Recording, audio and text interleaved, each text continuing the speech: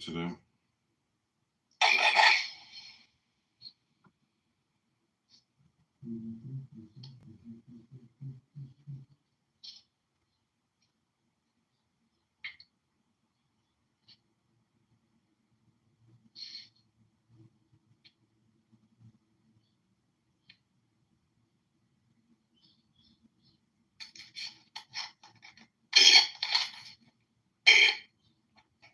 What's up, man?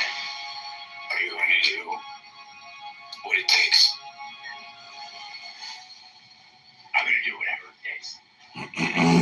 Waved at the headed to the gym shop where my neighbors are throwing a huge Don't talk to your live wife. music event in the backyard. Talk to me. Rosa for Rose. Embarrassing.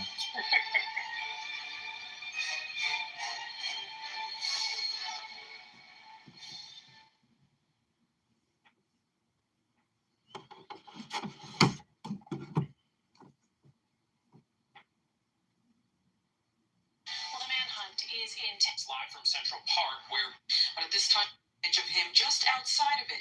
These were released late Saturday night after another long day and night of investigating. Hours before this, the FBI released a poster with a $50,000 reward, calling the man an unknown suspect. But the net is tightening.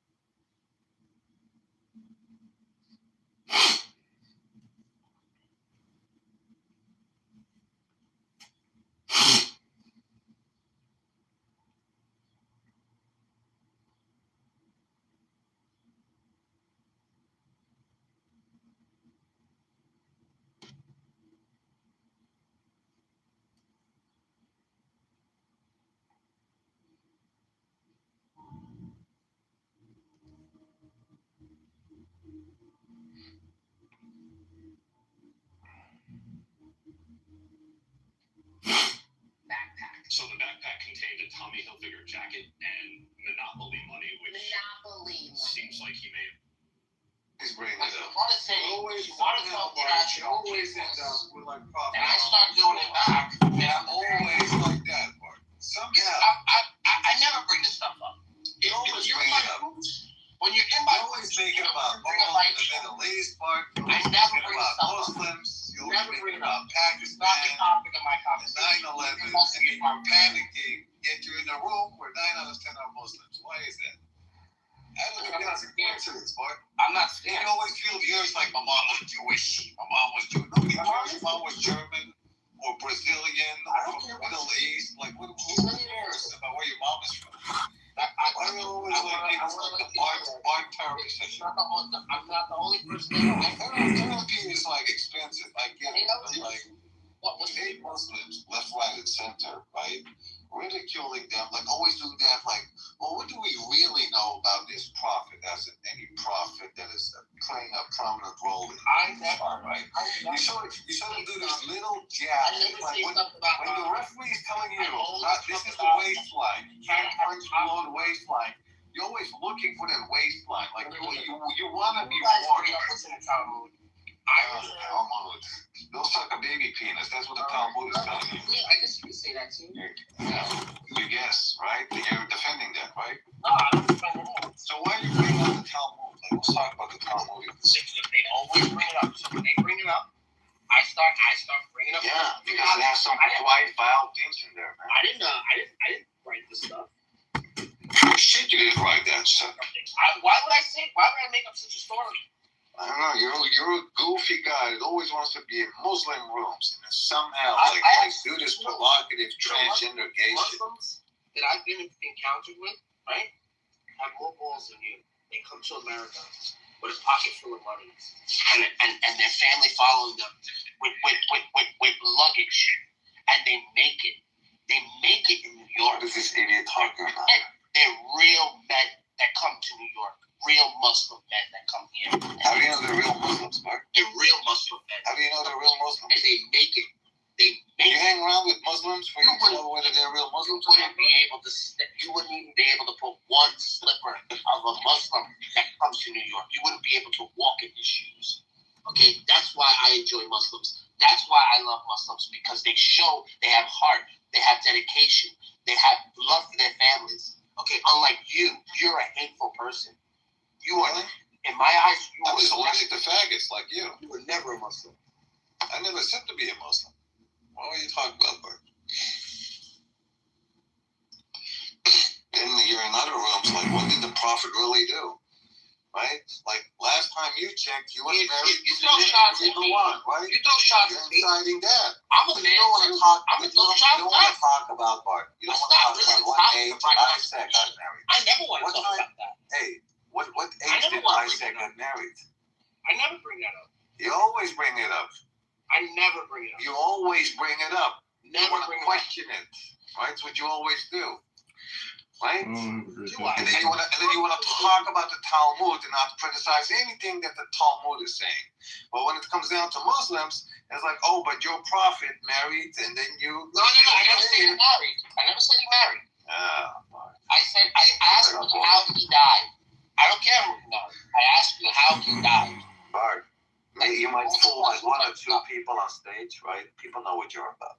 They know what I'm about. Yeah. I'm gonna continue to speak to real Muslims on Take a DNA test, Bart. It will prove that you're Eastern European. Real Muslims on this app. Not hate. Take the DNA test, Bart, if you dare. It will tell you that you're Czechian or Polish. Trust me.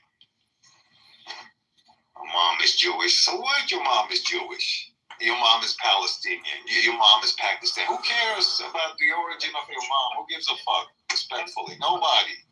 But your mom is Jewish. So what? What do you want? Like a box of chocolates? Yeah. Why not? 5 new messages following 20 messages. But I'll say it to you now. Nobody cares, bro. Really, nobody cares. The messages must be resaved to prevent automatic deletion. You can leave if you want, you bubblehead. Call other people names. For automatic deletion. People allow Okay, well, wait a second. You just started talking shit about me wiping my dad's ass. I did not refer to any of your family names, right? And you want to do this. It's because you're tough on an audio app, Bart. No, I wiped my father's ass too. I told you, I did the same thing. I wiped my father's ass. Bart, you know where I'm located at, you fucking tranny lover? Then come meet us, see me, man. Come and see what happens. You see what we did with the Israeli supporters here in Amsterdam? Come over and see what happens. Because you're a tough guy in audio app.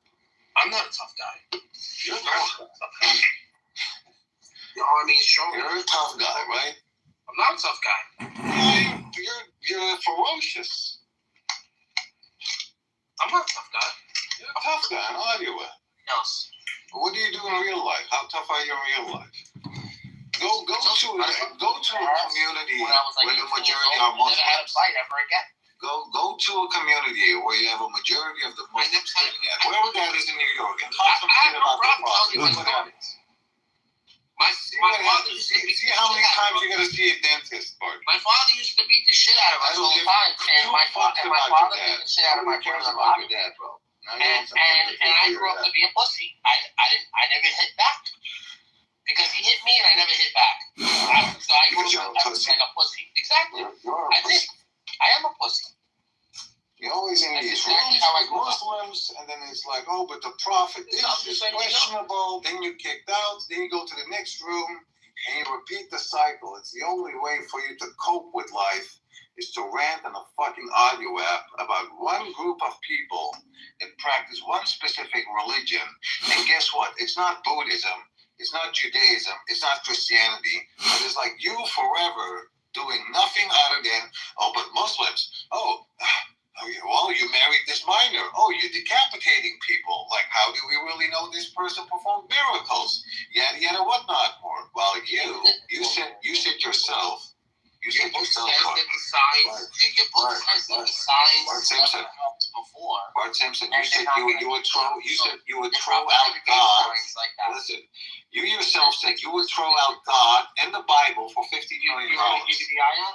I Did you do that? Don't talk about the ayahs, you bubblehead. I read it like 4 times. You can't even read. It says that your prophet wasn't to give signs because the signs before did nothing and didn't make people believe. So he wasn't a prophet of miracles. So don't ask me those questions when I already know what When did I say he performed miracles? You he never did. He never did. When did I say he did? He never did anything with Allah. When did I say he did though? Oh, that's what I'm saying. So why? So all the other prophets, you just throw them out the window, and only Jesus performed miracles? No, there was a lot of prophets. Okay, so why do you only focus on one prophet? They didn't write a book. Why is that, Bart? They didn't write a book. By the way, did Abraham perform any miracles, bro? Nah, he's tough, bro. Like, Did Abraham perform miracles? Did Abraham perform a miracle? This is a good question. You know that? This is a very good question because you're going back. This is the thing here. You're going back 3,000 years, if not today, 4,000 years. So at his time was about 2,000 or 3,000 years. To say that you guys had record of what Muhammad, It's a very simple question. Did you Abraham perform any have miracles? record. Where is it in your records that you know anything Did about it? Abraham perform any miracles? I think he did. You read it? Where? which one? Well, it's in the Bible. Yeah, which one? The Bible. Even if you consider it retrofitted. You know, by the way, when it comes to textual history, but when it comes to textual history, you know some of the greatest miracles ever performed. You know who they were by? As recorded in textbooks? Malachi. No, it was actually by Krishna. Should you read the Hindu scriptures? Yeah, Krishna. Divine himself coming down on earth. Malachi did a lot of miracles. Witnessed by 40 million people. I witnessed 40 million of them. One particular incident witnessed allegedly by 40 million. It's called retrofitting, some people will say. Some people say it's a fact. But let me ask directly from the Old Testament. Could you tell me what miracle Abraham performed? He was a friend of God. Literally, this wasn't any agent of God. This was somebody who had such a close affinity and friend and relationship with God that is described as his friend. The actual person, friend of the divine. Yeah.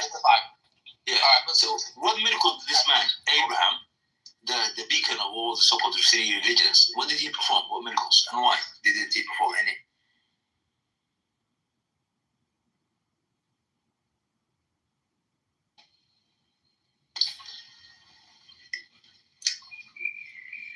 But it's an honest question, by the way, I'll ask you. So when you understand the nature of prophets and messengers, you'll understand what it is and why some of them performed and others did not. The Quran actually has a pattern for which messengers perform what miracles and why some messengers did not. There's actually a pattern. And Muhammad actually is put in the pattern of Abraham. Okay, so I'll tell you the first miracle here. So Abraham and Sarah were blessed with their son Isaac when they were both beyond childbearing age. Abraham was 100, Sarah was 90. This is in Genesis 21. I'm saying what miracles that Abraham performed. If we're talking about miracles that were performed around Abraham, there are lots. There are miracles performed. I'm counting people. Do you not see them?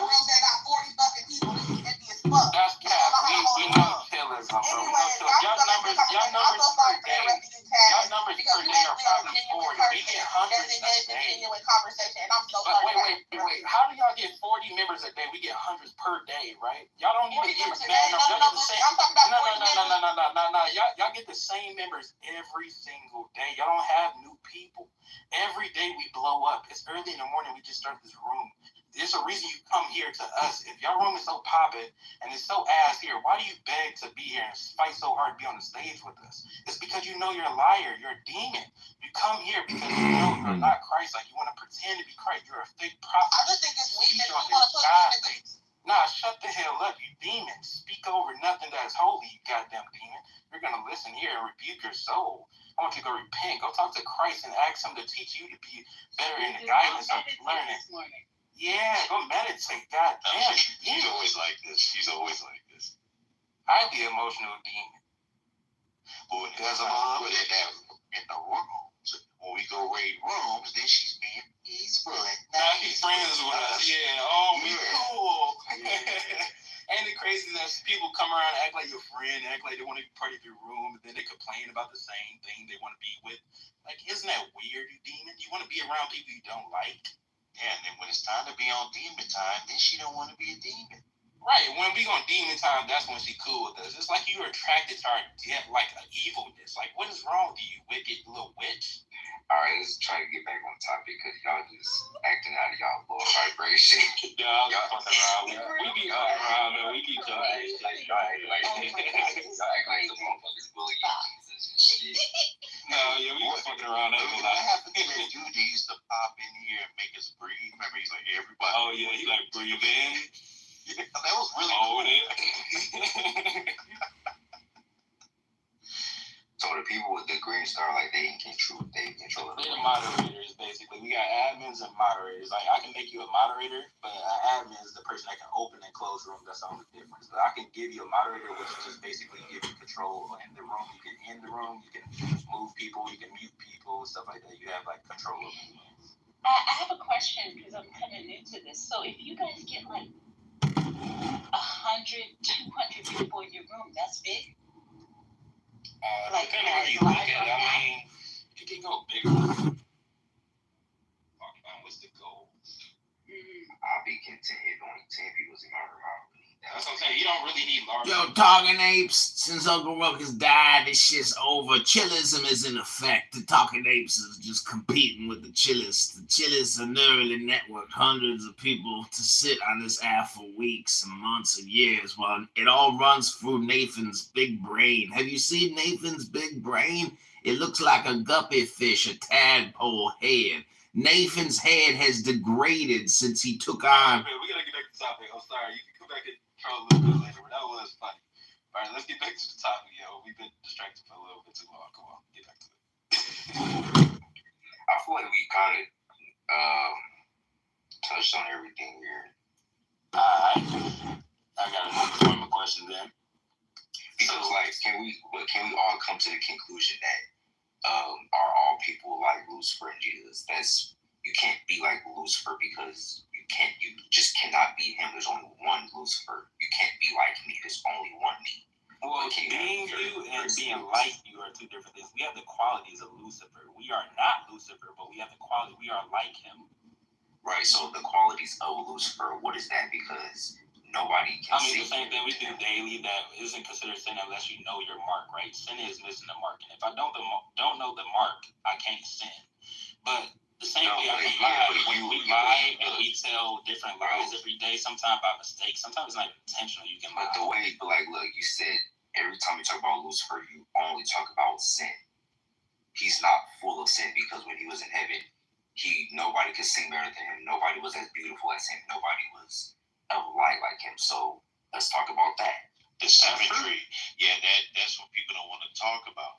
Lucifer was known for his symmetry.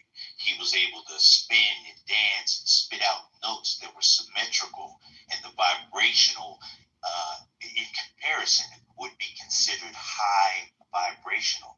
We're in a world of opposites, man. That's why that's just another expression on how Lucifer fooled the world. In our expressions, we talk about high vibration like it's something good. And anything in your environment that oscillates at a high rate, you cannot touch it. It will burn your flesh. That's the flame. And we worship this thing and wonder why sometimes things don't go well for us. Because we're in opposites. That's what I'm saying. We deny the bad parts about ourselves, which leads to psychosis and depression and makes us make bad decisions because we think we don't make bad decisions. Hey, man, I just want to say salute to y'all because you made that girl so mad she made another reel. You know it, as always. It happens daily. Like, literally, y'all would think this is something that just oddly occurred. No, this happens all the time. That whole conversation, the way that happened us almost every single time. You know what I'm saying? She hates us so much that she comes back because she loves to hate us. It's that much love and hate at the same time. Damn, I was late for that. Who was the girl? Is it Breezy? Hey man, that's free promotion. Shout out. Facts. Who was it? No, it was Princess. Oh, Princess? Yeah. Oh, that's easy. See, everybody knows it. Everybody knows that she is not Christ. Like, she always come on here saying that, and they just don't prove it. And that's coming from a dude that's called Crash Out. Right. I'm like, that's so bad at 9 o'clock in the morning. Yeah, I don't know how you can have that much hate in your heart that early in the morning. I got to at least get 5 hours in before I can build up enough energy to hate you. Whoever woke up next to that ran. Put his drawers on and make sure he got all his shit and ran. Nah, he left before. Y'all wake up. No, he ain't even there.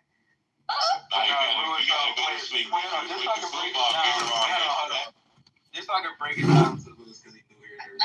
So basically, here in Talking Apes, like we have a lot of intellectual conversations with different variety of people. We don't judge anybody. They can be atheist, agnostic, Christian.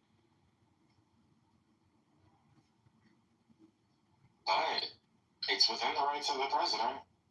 No, that's true. I mean, yeah, I was. Not that I think it's right by any means. I think the left has done a good job with lawfare, but I think the pardon system is going to lead some people. Like, I think Trump will probably just say, "Forget it, I don't care.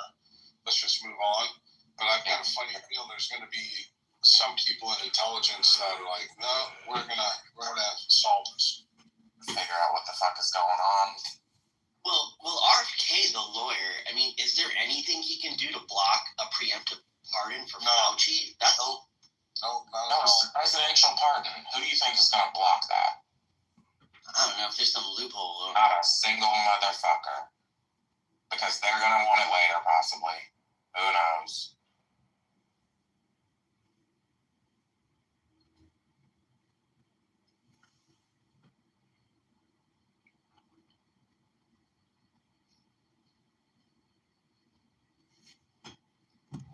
Just looks like we're playing a fucking pansy game.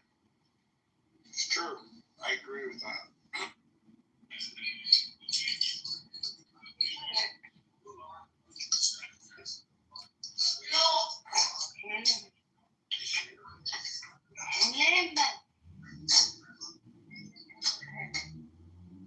Someone tell you, oh, but you know, Moses divided the sea. That was a miracle then. We're not seeing it. What is that sea that being divided? We don't know.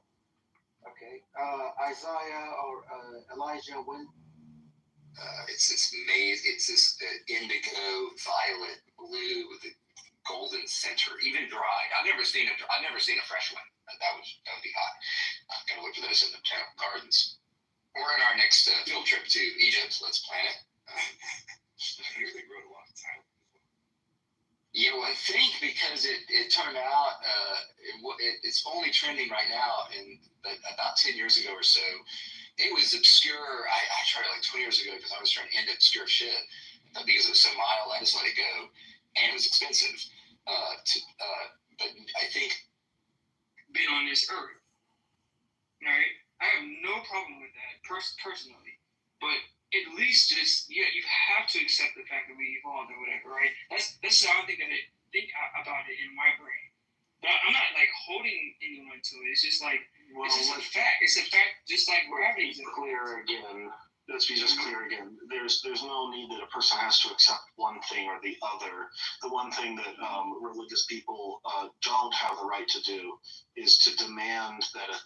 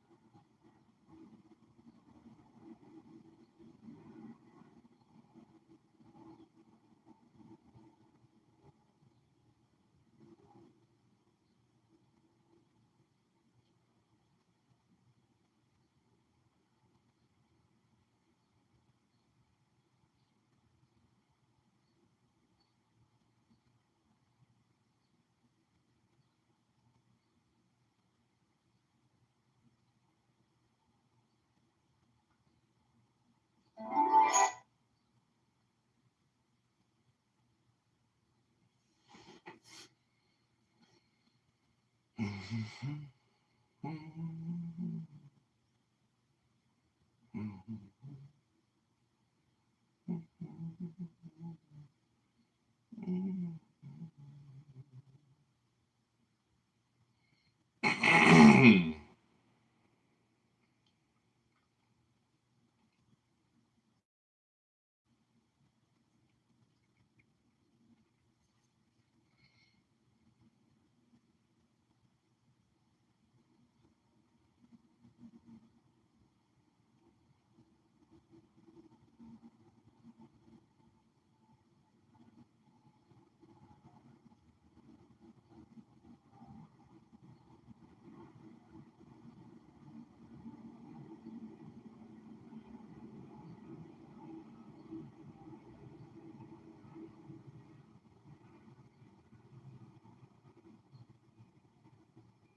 when she has intelligence, because she is intelligent, she doesn't know how to be emotional. I don't know her, so. Yeah, she's normally cool. You know, she's normally pretty intelligent. She's very emotional, right? So she speaks about God, it's something she disagree with. And so you would notice, even when she first came in, she raises her voice when somebody else speaks. She raises to prove her point because she thinks I'm asserting myself more if I yell. Right. Well, that's kind of crazy because I think that's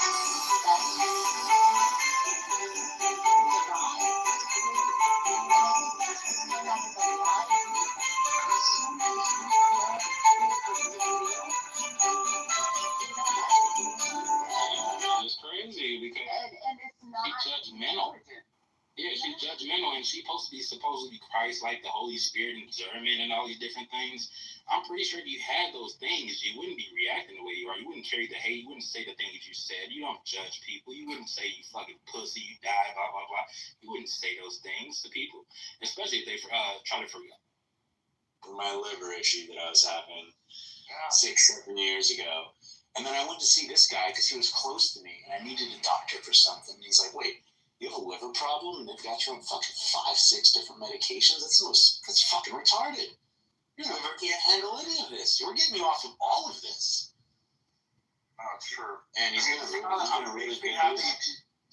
Makes me happy to hear, Bitcoiners say that, because my frustration is getting you guys decentralized on your health side. I don't have to worry about you on the finance side. The thing is, in my former life as a clinician, I had to talk to people about Bitcoin so that they realize when they have unlimited amounts of money, they can fucking buy a place like I am now, or down where you are in Florida, and get out of fucking, where they were. And it's a very interesting conundrum going forward, because really decentralized health actually circumvents guys like the CEO that was killed, or Big Pharma, or even the healthcare complex, that wants you, to have surgery or do this or do that. It's just there is an outcome, but the people have to understand how to play the outcome.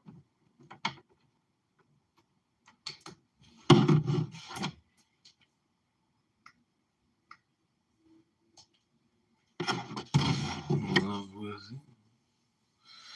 Women design.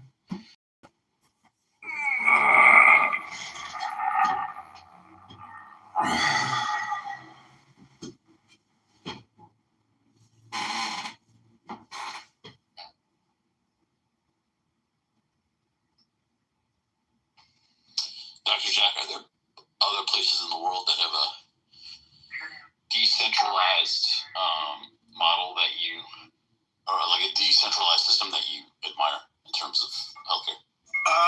Well, the one that I'm working with right now, which is relatively close to here, this lady is running for president in a small country called Suriname. It's right next to Ghana, which is 2 over from Venezuela. Yeah. She's already told me that full on day one, 100% decentralized health.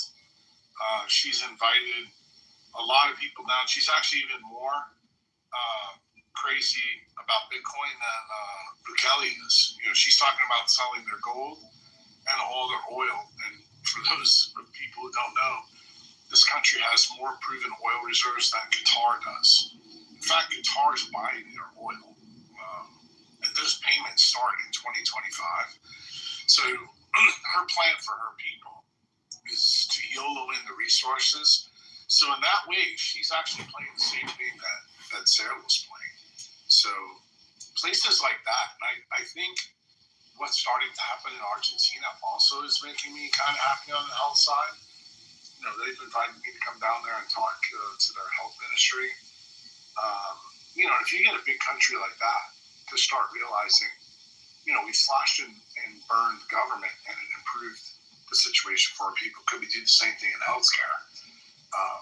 So I think the next 10, 15, 20 years, I think you'll see it. I don't think you're going to see it in places like Canada, in Europe, the UK. You know, anybody who's gone the other way, which is globalist healthcare, which is centralized, those will probably be the last ones to fall. Do you think in the U.S. healthcare system, just looking at the last 5 years, do you think it's becoming more centralized or becoming more decentralized? Well, it's interesting. I'm going to tell you, split it into two.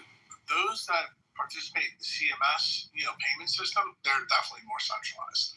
But the doctors that have opted out and have gone, you know, concierge medicine or precision medicine, where, you know, patients are paying, I think that's actually become way more decentralized.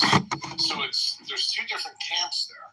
The difference is the size of the centralized camp is probably like 92% of healthcare in the United States. The concierge side is between 5 and 8%. And the difference there, I think, what facilitates it is when patients start, you know, opting in. That's why I kind of think with Bitcoiners, since they're going to have money and they're going to want a non-Oracle problem, they're not going to want, you know, like United Healthcare between you and your doctor, or say the hospital between you and your doctor. Like I give you an example. Last night I had dinner with somebody who is a practitioner in Washington, D.C., and she just told me that her hospital, starting January 1st, has told the surgeons that there's going to be timestamps on your surgical block time. So, for example, if you can't take an appendix out in 20 minutes, that you will not be paid for that. And that is like psychotic. But that actually has been put into the medical staff bylaws. That's a very centralized idea, because what are they trying to do there? The centralized people are trying to select for the best surgeons. But the problem is, if you understand how surgery works, well, what happens if, you know, somebody gets into a bleeder or somebody has a burst appendix when you get in there and you didn't know about it from imaging? Effectively, then the doctor is taking all of the hit, and the centralized entity takes none of the hit, because then they don't have to pay the doctor. Yeah, it's all too common and totally horseshit. Oh, you know, when you start fucking getting involved with how doctors practice medicine, or you tell doctors what to do, that is the Oracle problem that I've been fighting for 20 years. For sure. You know, and that's the thing that really needs to go away. I just believe, I don't care what kind of medicine you believe in, as long as the patient and the doctor are having the conversation and there's true informed consent between those two parties, I'm pretty much fucking okay if you want to fucking, you know, do shamanism or, you know, homeopathy. I don't give a fuck, because ultimately the patient was told what the risk benefits and turnovers are, and then you go from there. Dr. Jack, did you notice centralized healthcare go even more to shit in and around the creation of Obamacare? Just meaning that, yeah, you know what? You know what the big issue was with Obamacare? Nobody ever talks about it. I talked about it on several podcasts. That is actually when time became routine metric. Like, in other words, if you're a primary care doctor, instead of seeing 20, 30, 40 patients to make a living, you had to see 60 and 80. That's the reason why you got the pediatricians making $80,000 a year for jabs. Why? Because you can fucking get a jab and you're in and out of there really fast. What was the main goal of limiting time? because there was less time for you to discuss with the patient what their condition was, so that way you would write a prescription faster.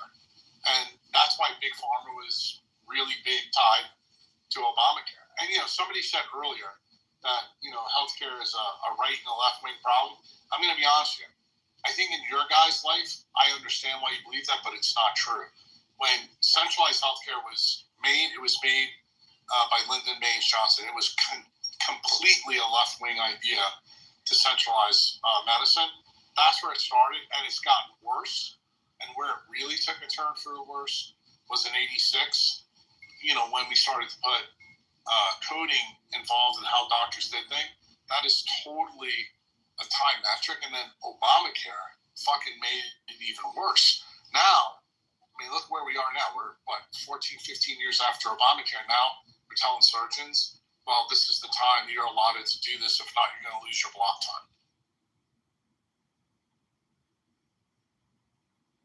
The trend is always there, my friend. And, I always tell people, and it's unpopular opinion in this room, Bitcoin is not the most valuable asset in the world. It's time.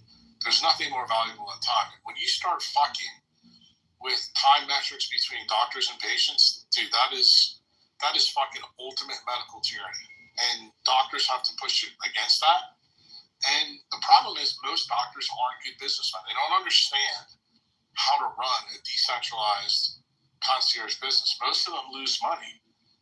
And part of the reason why is because they're so compliant. To get into medical school, you have to fucking stay in line. You have to follow the victims of the party.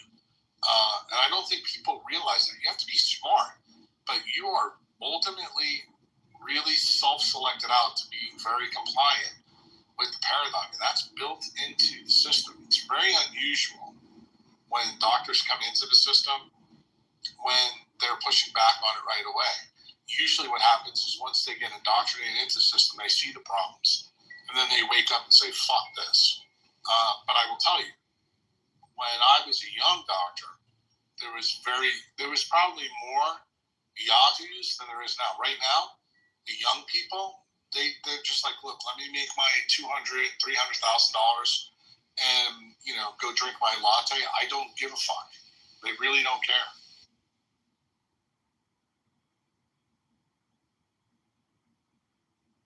And that's why I would tell you, you guys, I think you need to do the proof of work by hiring good doctors that work for you and only you. They don't work for this hospital CEO. They don't work for the insurance company. And you can do that if you know the questions to ask the doctors in the office, when you're interviewing. Like, I think it's a travesty how so many people, have been with doctors for a period of time, and then they have a baby. The baby comes in and they push the vaccine thing, and then next thing you know, your family is excommunicated from being able to get health care. And then once the pediatrician bags you, then magically you'll find out that the relationship with your primary care also turns sour, and you don't realize what's the tie. The tie is the medical staff bylaws. All the doctors are working for the same master. So once the word gets out in the pediatrician's office, it follows you to the surgeon's office. It follows you to the internal medicine office. Why? Because they're all working for the same healthcare system. They all get paid by the same master.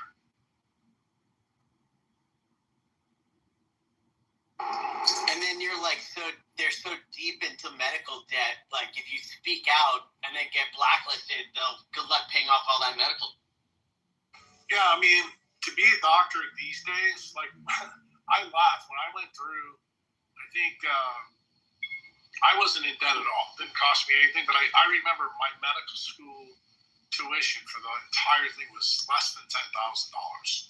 Today, if you go to a place like Harvard for, say, college, that's going to cost you about $300,000. If you go there for medical school, you can add about $400,000. And then when you come out, depending on your specialty, because everybody thinks doctors make a ton of money. When I was a young doctor, we did make a ton of money. Now they don't make as much money as everybody thinks. Pediatricians, honestly, they make between $80,000 and $150,000 a year. That's it. Well, no, they made the same fucking 10, 25 years ago. Like, inflation adjusted, they're not doing that great. No, they're not. But pediatricians did better when I was a young doctor. They could make $250,000. Now they can't. Why? Because they are all centralized. They're all owned by, hospital systems. The hospitals, everybody blames the insurance companies, but I'm going to tell you, the hospital systems are fucking horrible.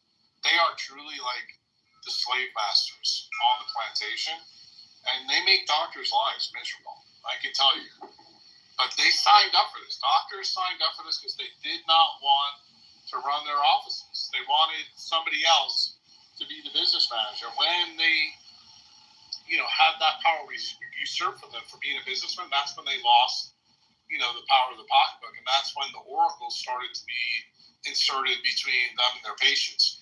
And, the administrators of these programs have always given great lip service, kind of like, Trump and Bobby about the campaign, that, we'll never get involved in it. And dude, since literally 1986, the biggest fucking shysters in healthcare are the hospital systems. They have, people think doctors are making the money. The fucking administrators, 90% of their salaries have gone through the roof. They make way more money than even the best doctor in any institution. I can tell you, at the last institution I was at, the CEO of the hospital system for HCA was making $3 million a year.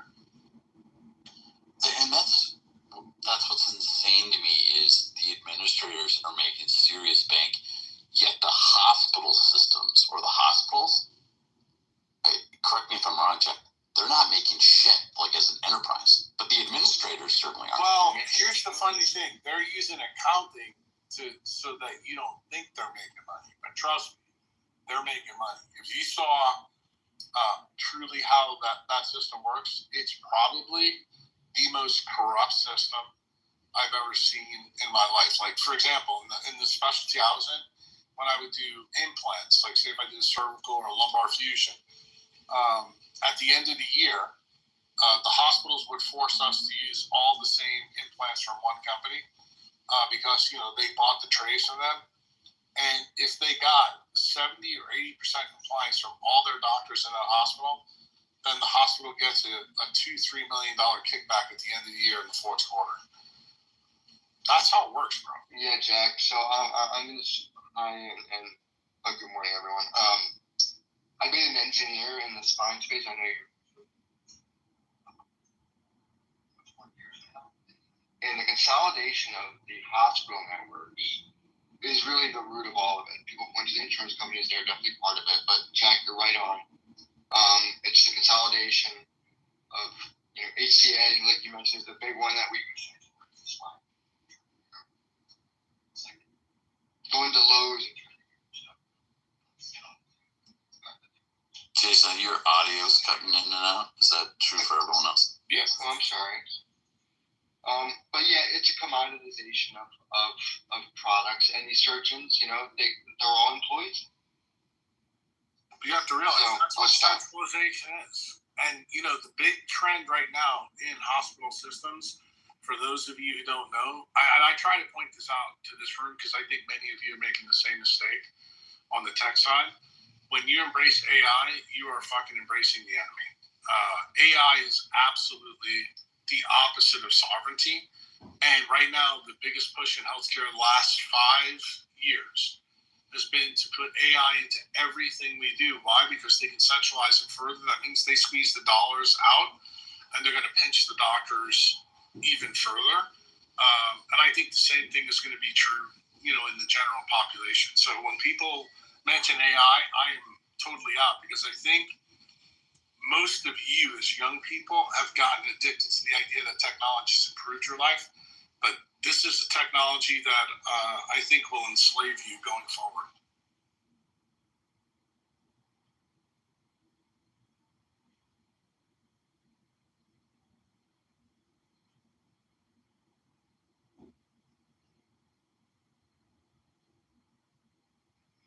I've heard people say like, "Oh, well, it wasn't me.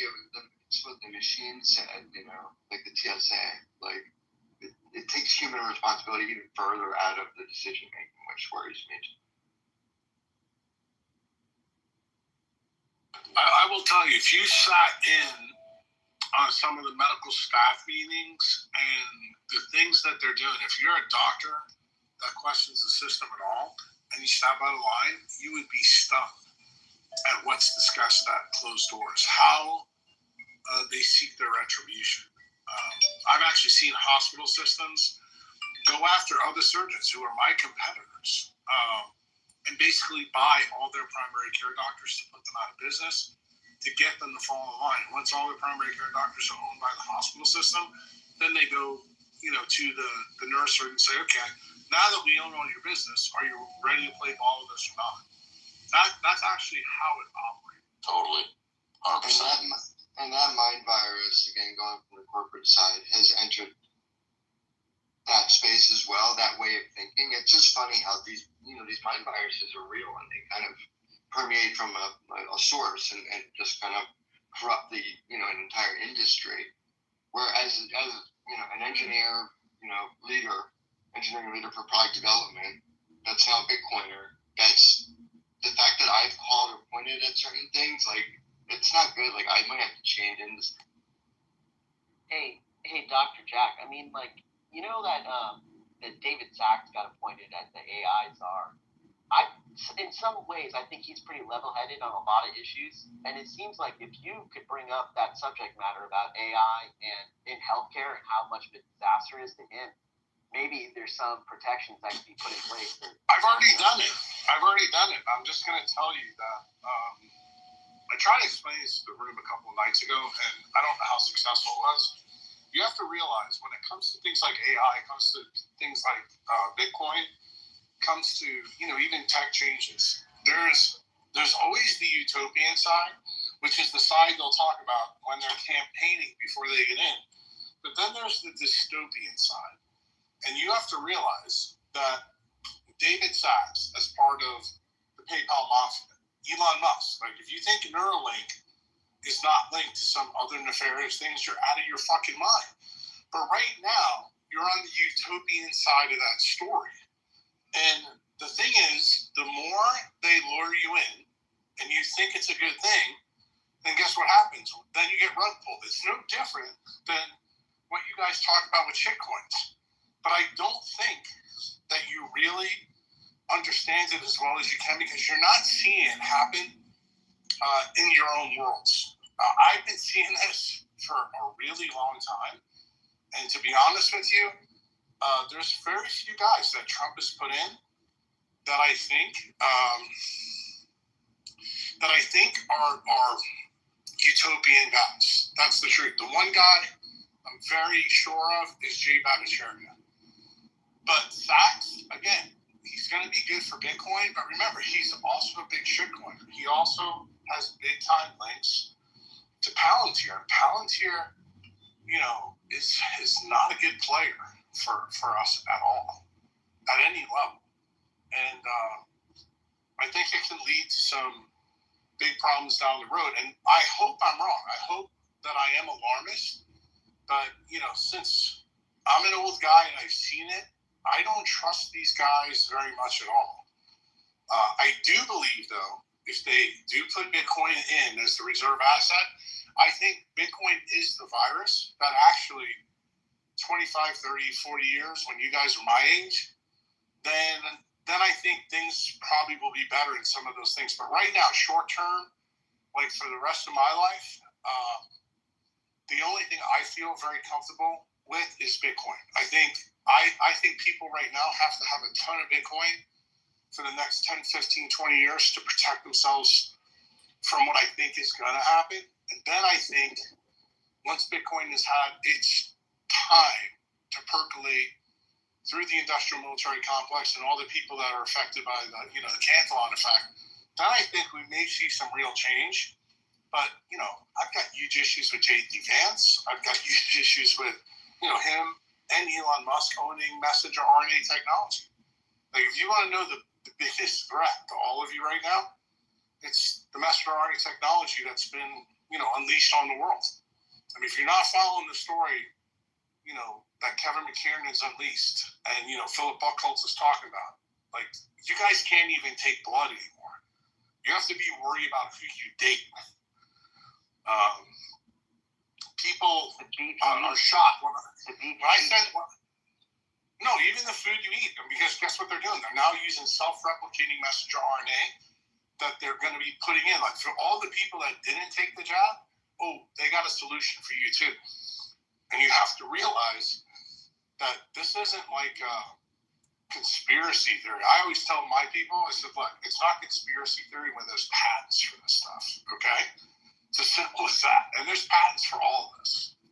And the people that are running this, simulation, they're very powerful people, and they're also the smartest people in the world.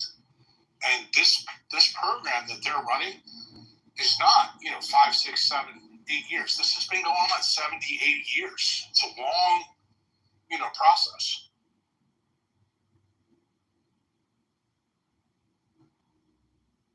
I agree, Doc.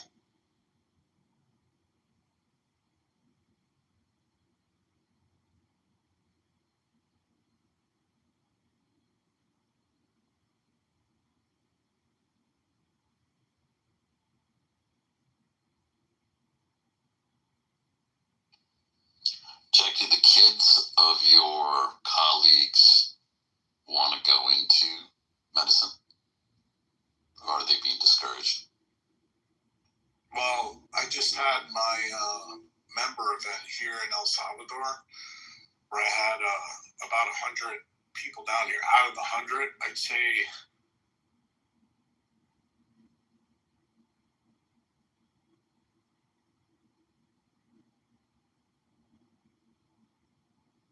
and they want to know, what's the home base? How do you do it? What's the machinations? And the ironies, most of them have already done the hard work of, securing their personal wealth.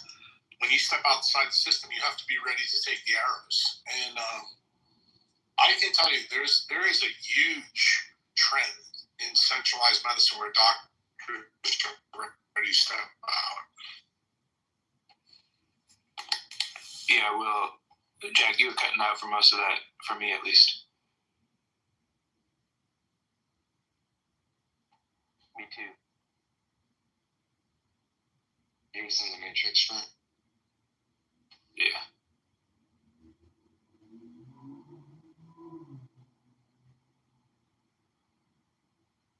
But we got the gist. I remember in high school, like going back to the late 90s, a friend of mine's dad was a doctor, and he told his kids, he's like, if you go into medicine, I won't pay for your education. Like, that's how strongly he felt back.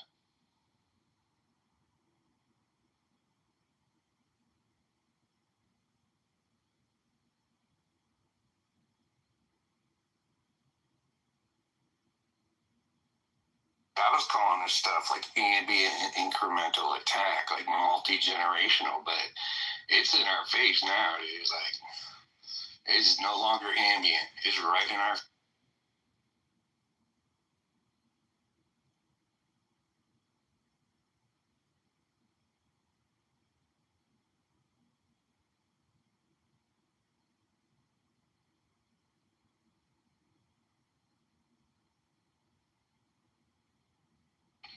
I'm just thinking to navigate the system in the future. I think you guys in this room are probably you're in the best position because you're going to have money. I think Bitcoiners need to really start to wake up and understand that the critical systems to you living your life, you need to start spending money to build them so that you don't face what most of the people in the world are going to face in the future. I told people down here that we need to get a pure blood clinic right now for everybody. It needs to be started immediately, and it needs to be, pay as you go. You want to be a member? And surgeons. Based on the studies that we have, you're going to want surgeons that are not vaccinated. You're not going to want your baby delivered by somebody who took the jab. Once all this data comes out, I think most of you are going to be really surprised.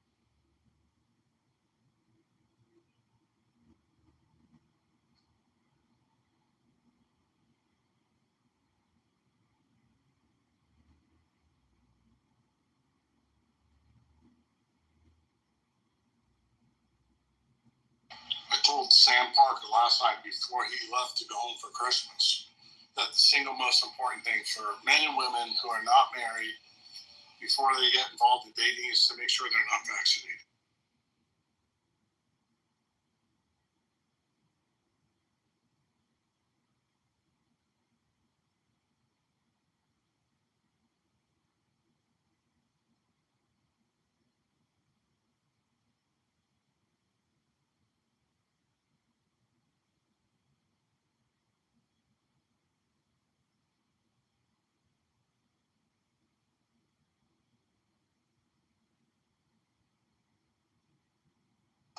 Hey, Dr. Jack, I had read somewhere that the COVID virus and people who have cancer, that it has somewhat helped. Are these people vaccinated or non-vaccinated, the ones that this is happening to? Yeah, they're almost all vaccinated. Interesting.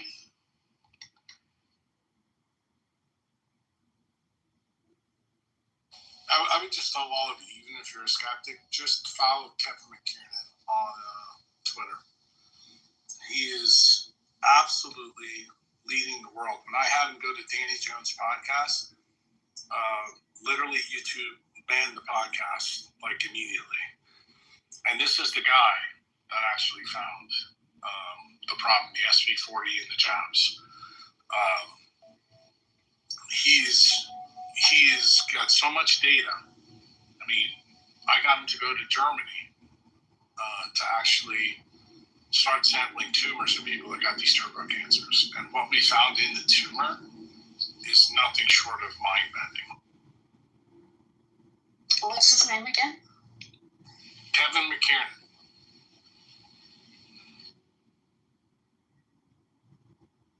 You know, the information is beginning to trickle, you know, out to mainstream media so that you guys would see it. I mean, I've been talking about it literally for 2 years, but now the normies are beginning to realize how big a problem this is.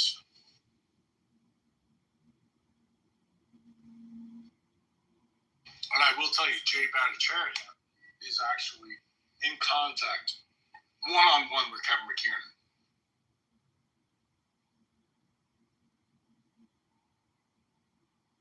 Not even Bobby Kennedy knew what was going on. When I did my podcast with Bobby and Rick Rubin, I was the one that told Bobby that day about what was going on. He couldn't believe that SV40, you know, was in the modern version of the mRNA jabs.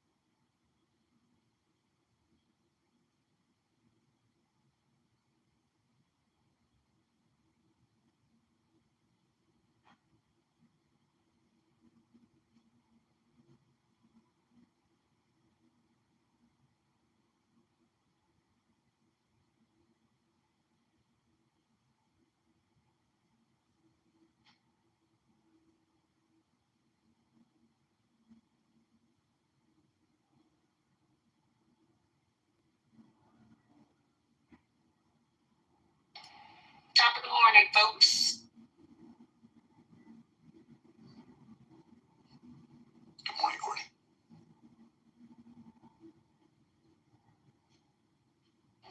How's it going? What you guys up to?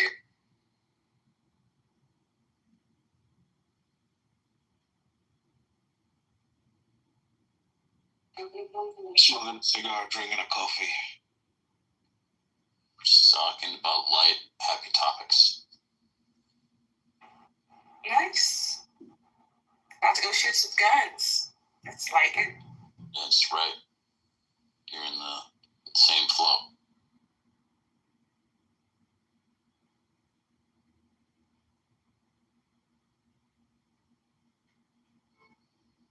J Cam, I think you had a good question.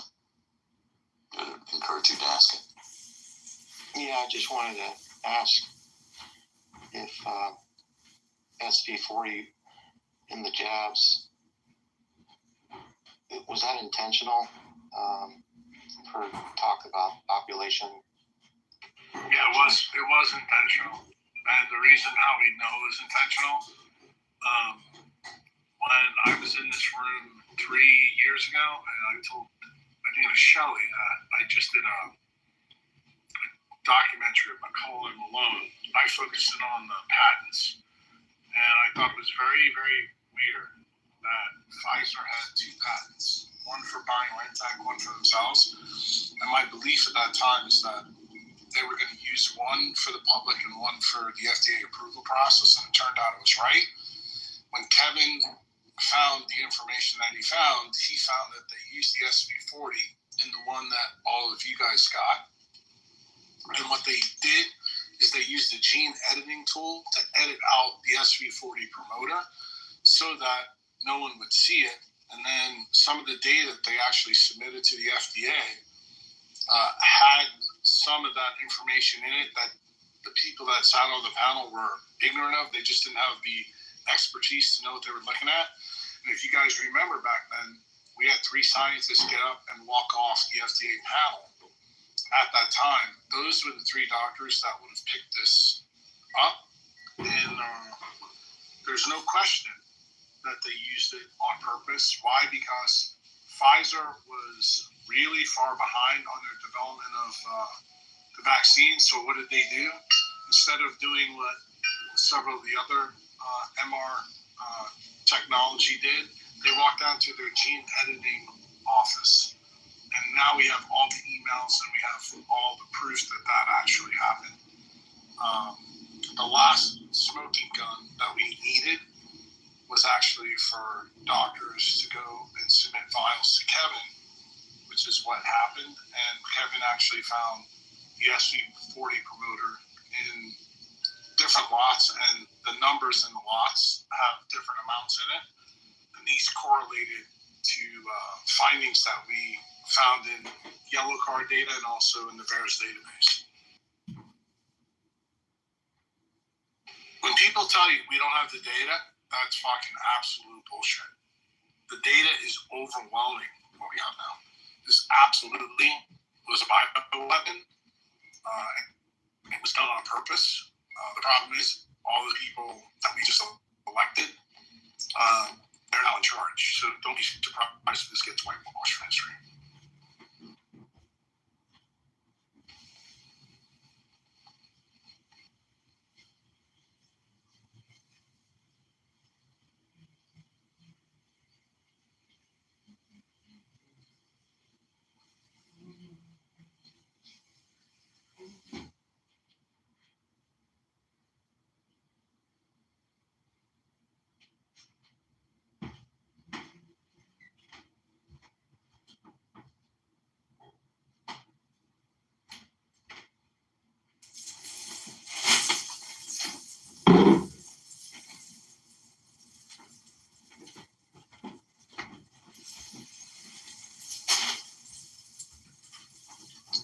Jack, I don't know if you've already discussed this, but what does SV40 do? Like, what was the purpose of adding it to the jabronis?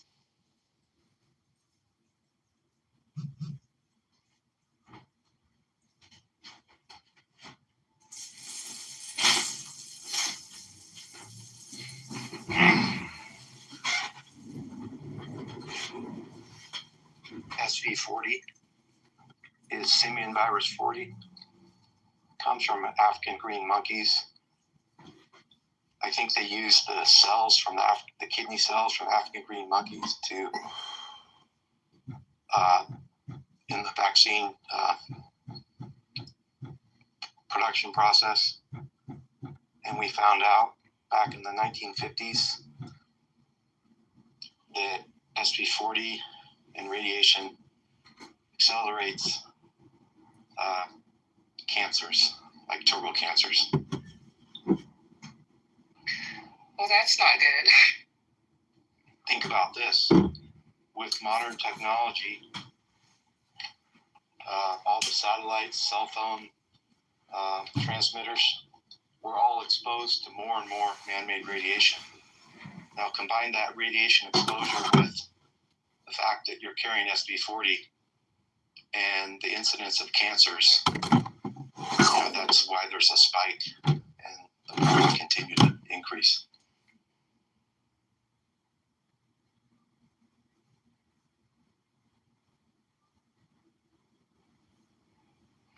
Yo, did you guys know that if you're a Sam's Club member, they will repair your tires if you have any issues for free, no matter where you bought the tires?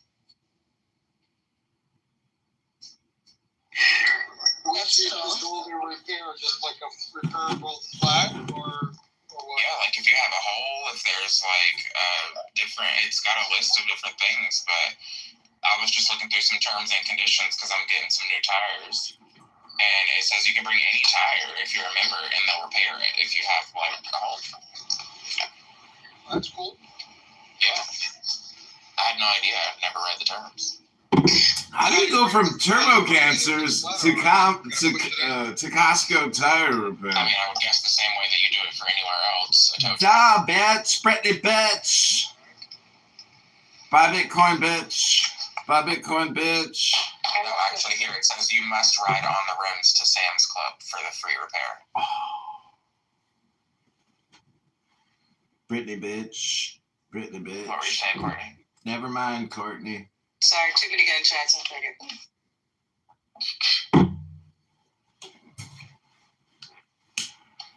I was saying I'd love to pivot from African monkeys with diseases to tires.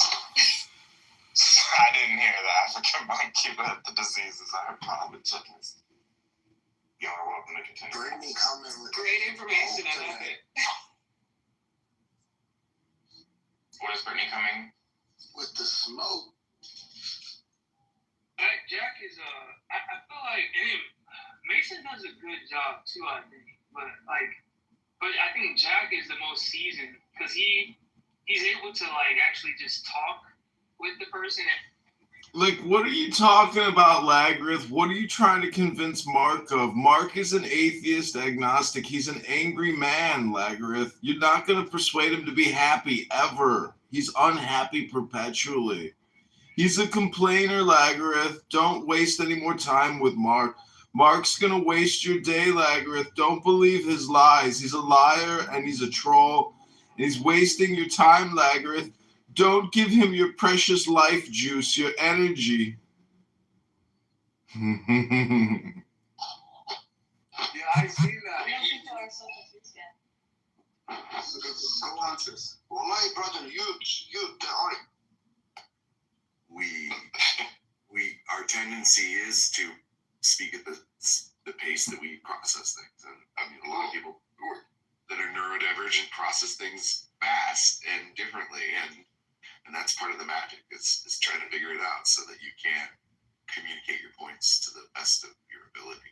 I mean, some of it may be this attempt to communicate, to compete with the machine mind, which now speaks with us so often. And let's relax, know that that's there as sort of the backup, and that we have godlike abilities, which we didn't before. And then know the machine mind also lies and miscommunicates in ways we don't quite understand. So giving ourselves a little time to also make mistakes. Right, Jordan? Prepare for that, and we'll help you.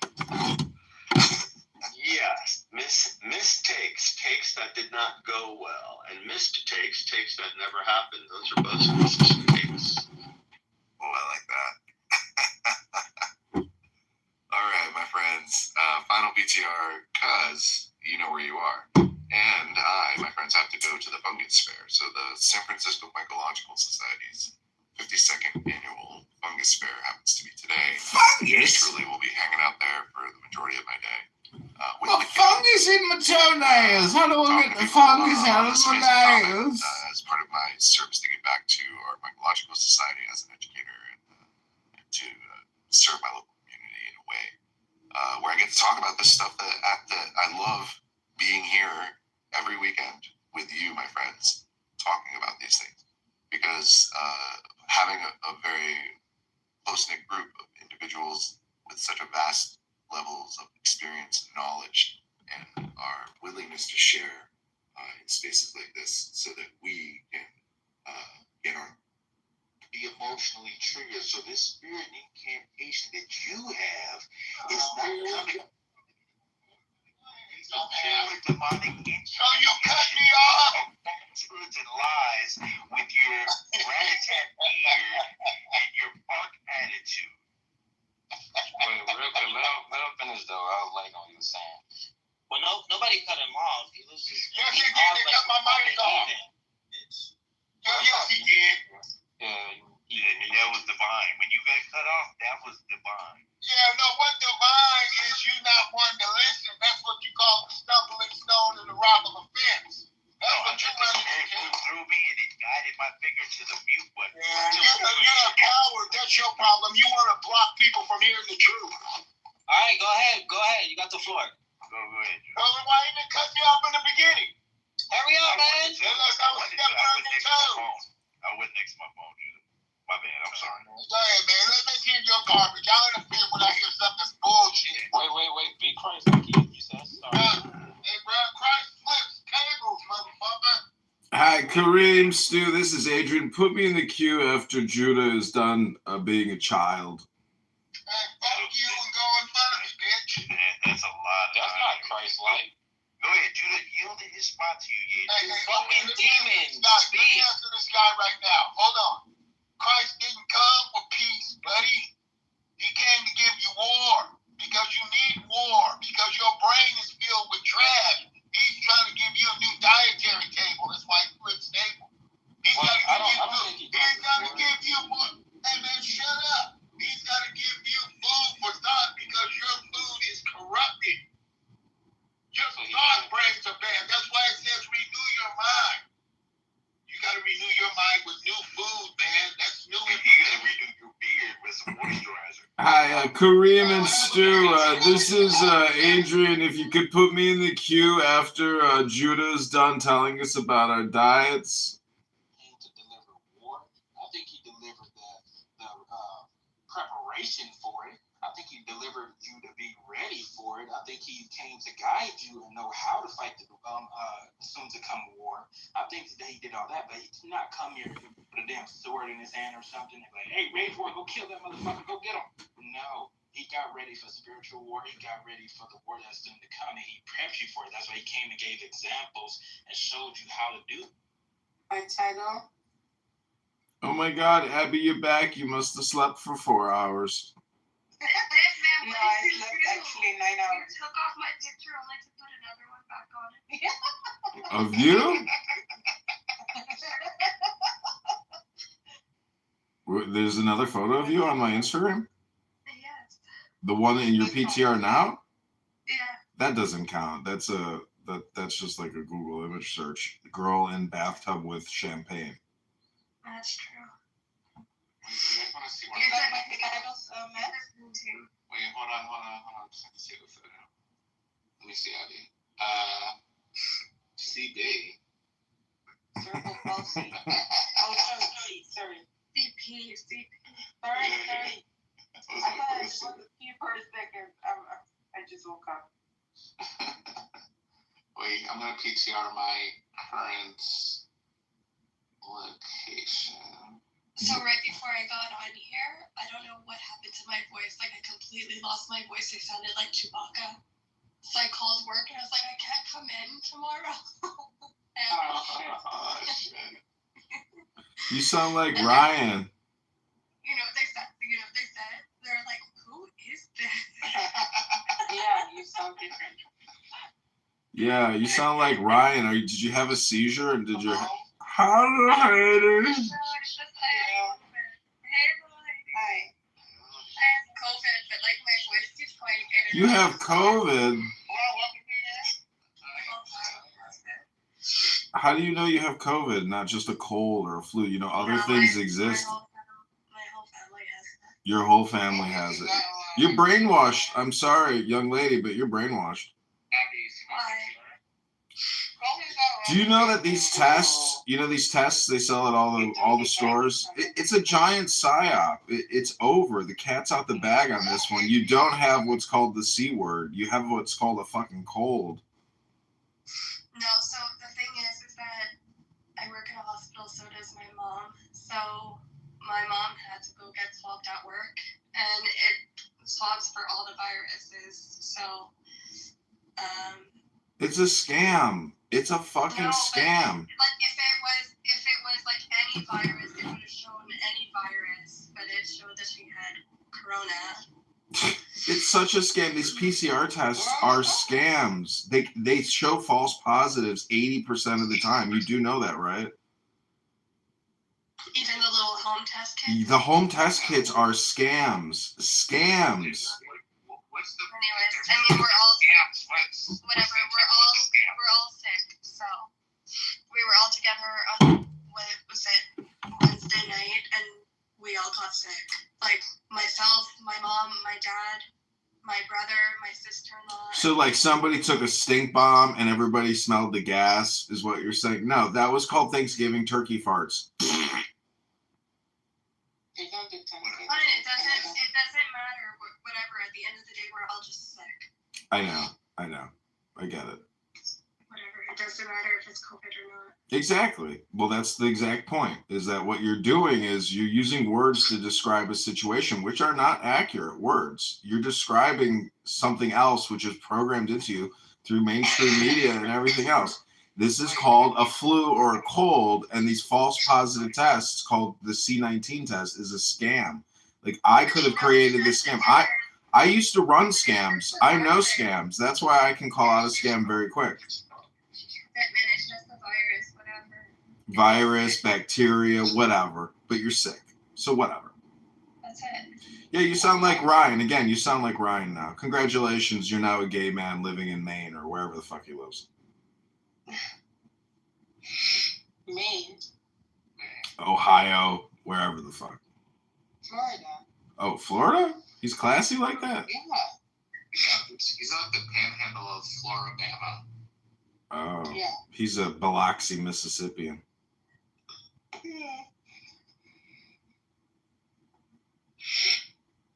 Matt, that's a nice PTR. Where's that at?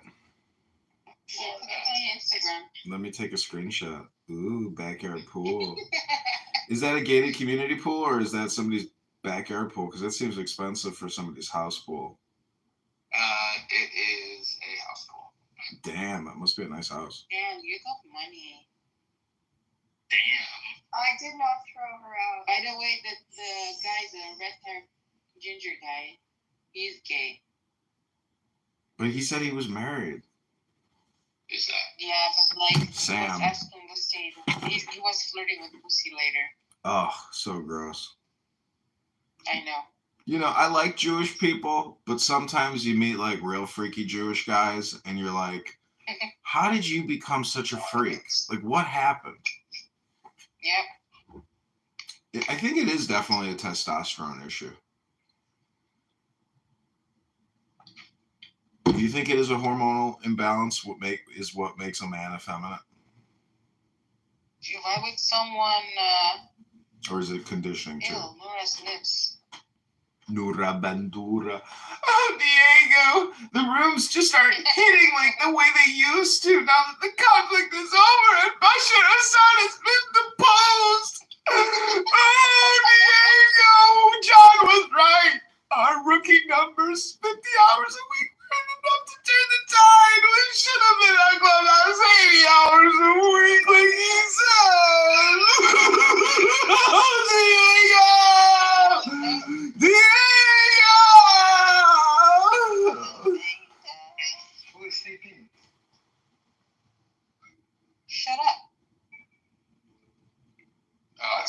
everything. Joe, hey Richard.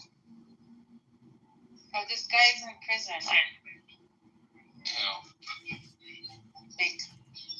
What is CP? There's no such thing as prison if you're on Clubhouse in prison. He's a free man living on the interwebs. He is the lawnmower man of his county lockup. Put the cell phone in your butthole and let us communicate with Uranus.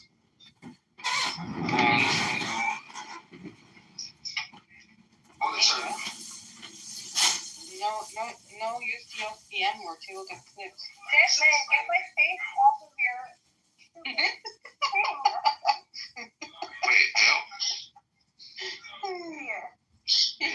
Again. He knows what he does. I know he does. No, because I don't look all the time. What are you talking about? Your face is not on my Instagram. I told you I edited it and deleted it. Bullshit. It's back on there. Bullshit. Let me see. 22 hours ago, you posted it back up because you just couldn't help yourself. Let me see. Let me see. No way. Which one is it? No, it's just your bathtub photo. No, there's another one. Okay, you'll have to be specific because I'm almost 100% sure that I'm right. Let me see. Yeah. Well, let's see. Maybe you're right. Oh, there you are. You're back. Okay, let me just delete it. They started a war in Germany. Okay, deleted M. Kapara.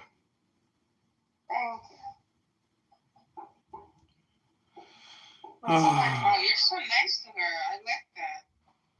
Well, yeah, I mean, it's a little obnoxious to have somebody put your actual photo up on the internet that, like, sits in the back of the brain. So I don't want to, like, cause her any, like, real life stress. No, it doesn't. But it's just nice not to have my actual face up on somebody else's Instagram. Yeah, I agree. Like, if it's artistic, it's artistic. If you feel like you're, being captured and doxxed like a Native American in 1875, I can understand maybe why you're a little salty about having your soul captured. Thank you. But I'm also doing it because you're Jewish, and I support Jewish people first, and then low IQ J haters second. Thank you. I support you putting Nora and Prince up all day. Thanks. Can you give me a photo of Diego? What? Does anybody have a photo of Diego? Well, he has his photos on videos up on YouTube, so. Well, I've got a photo of a Head and Shoulders bottle. It's good enough. Why does it sound like bombs are dropping? Yeah, there's a war going on. No, stop it. Are you serious? Syria has fallen. Syria has fallen. Like, that's unfucking believable. Like, nobody envisioned this. I hope all the Syrians go back now. Yeah, I hope Nora and her whole fucking family leaves fucking Detroit. Actually, that's what we should do, is Trump should go to Detroit and be like, we will fly you back to Syria. There's no reason to stay. We didn't want you here to begin with. Obama is a liar. We will fly you back on United Airlines.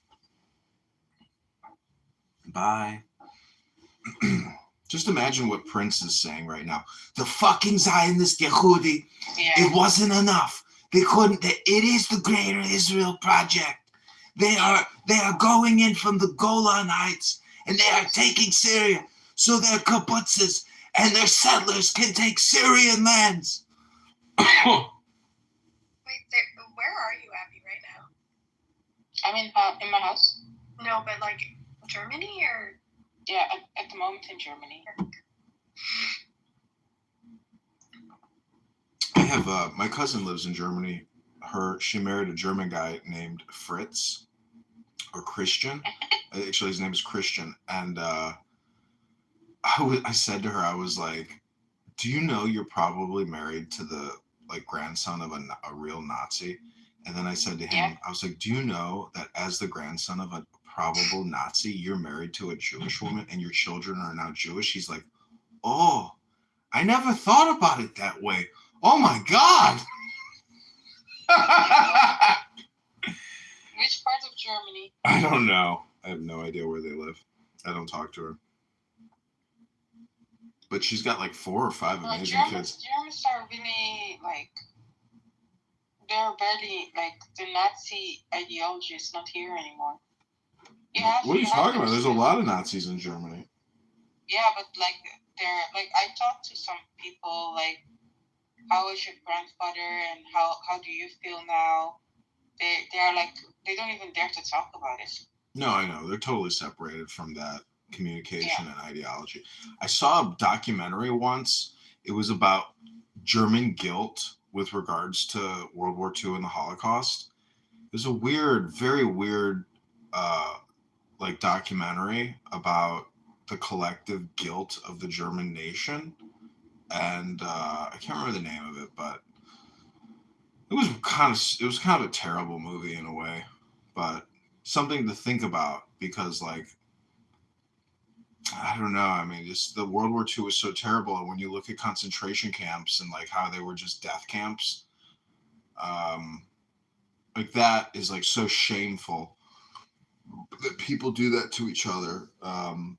That, you know, how do you come to terms with that? And if you just deny it and you don't educate about it, you know, then there's the theory that you're doomed to repeat history.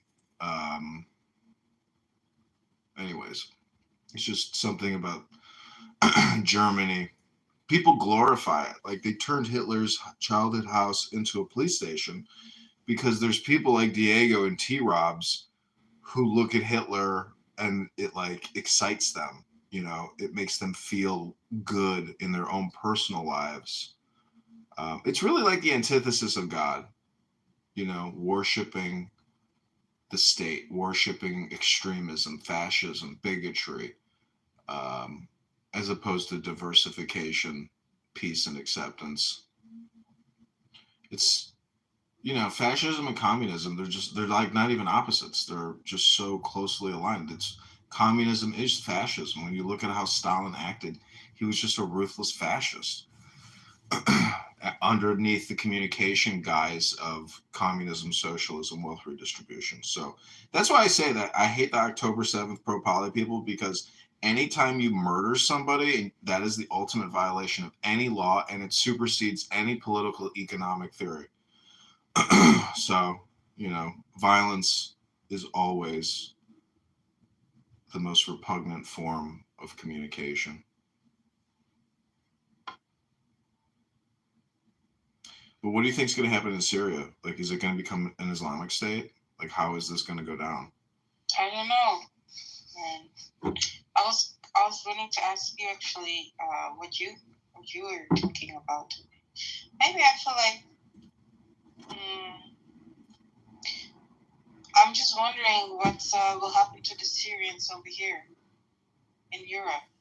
Will they go back?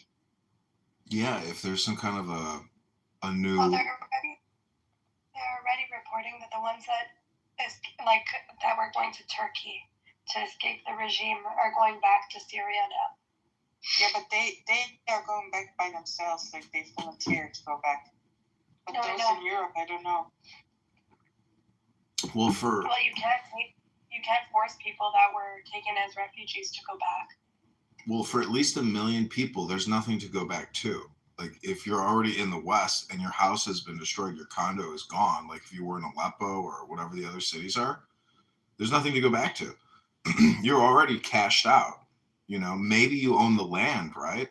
But like, there's no real estate on it anymore. So you just stay where you're at, save back up, and then eventually go back and rebuild. Like, look at all the people in Gaza. They got nothing. I was gonna say, how is this any different than what's going on in Gaza? Like, what do you do if you're a Gazan? You've lost everything, and you're living in a tent. And like, when do you get to rebuild? And who pays for it? What are you just gonna have a brand new condo? And you're like, hey, baby, guess what? We got a new condo. It's worth $300,000. No, like, no way. What do you think? Like the United States and Israel's just gonna like rebuild these people's condos and be like, time to rebuild. You get a free condo, no mortgage. You know, like what are people like? It's gone. That's the thing about reality. It's like you think there's some kind of a compensation scheme. No, there's no fucking government just cutting checks. It just doesn't happen. So if you lost your shit, you lost your shit. Like there's no fucking insurance policy on it.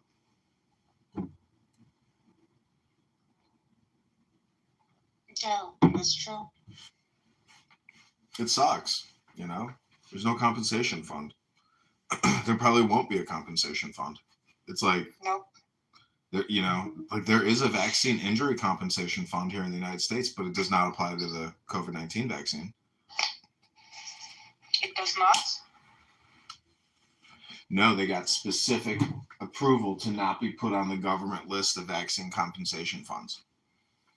Like Pfizer also got like all their information. It's crazy. Yeah. But it's all come out now. Like there's so many leaks, so many. They just had Pfizer executives on camera admitting that employees were given a different dose with a different chemical breakdown. And I just was in a Bitcoin room. They had some doctor talking about the avian flu virus and how they utilized this monkey virus in the vaccine. And there's just so much information about it, which is like so scandalous. It's beyond scandalous. Like it does point towards population reduction, sterilization, and perpetual platform of medicine or sickness. Like look at M. Kapar right now. She's here on a Sunday saying, I got COVID-19. I'm sick. My family's sick. We're all sick. The tests don't lie. I'm like, yes, they do. And you're like, oh. Like, I don't know. Like, I don't know what to tell you. If you took it, like, it sucks.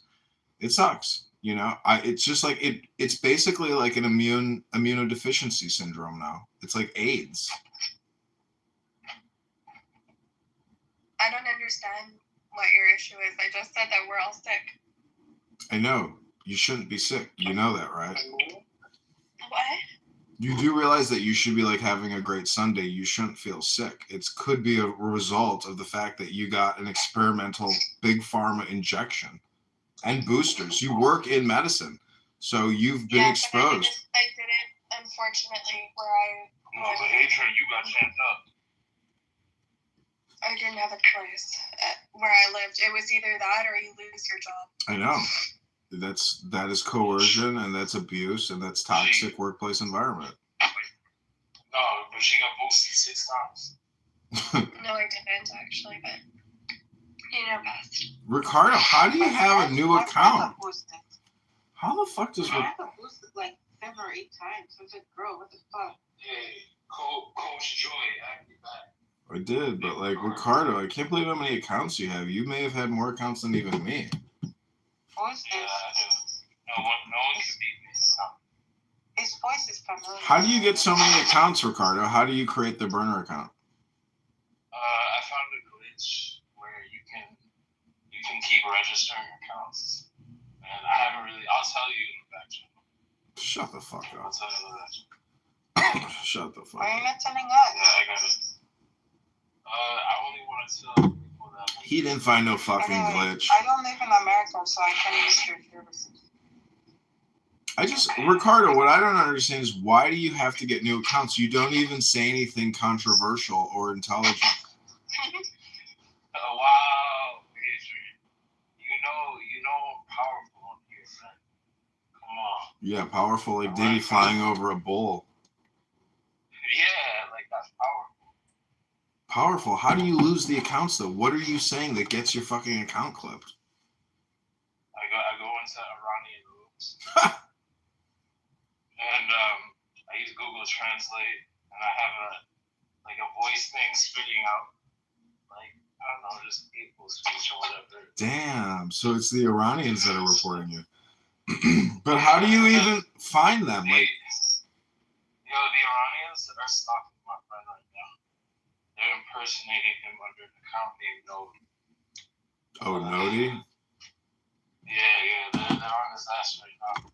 That's what's his face. I don't know if M. Kapar knows who Nodi is, but he's like this Persian guy, lives in LA. He's definitely semi-retarded. Who? Nodi. What's his other name? What did they used to call him? Ayatollah.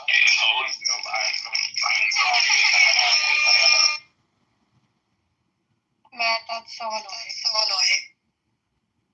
I agree. That's probably very annoying. I don't doubt it. I know Ayatollah is. Abby, I'm back sitting poolside. My current view is my PTR. Can you fix your mic?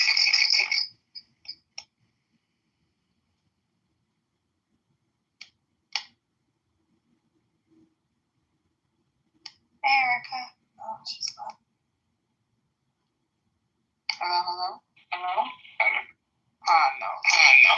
Shit. Why do you have an echo?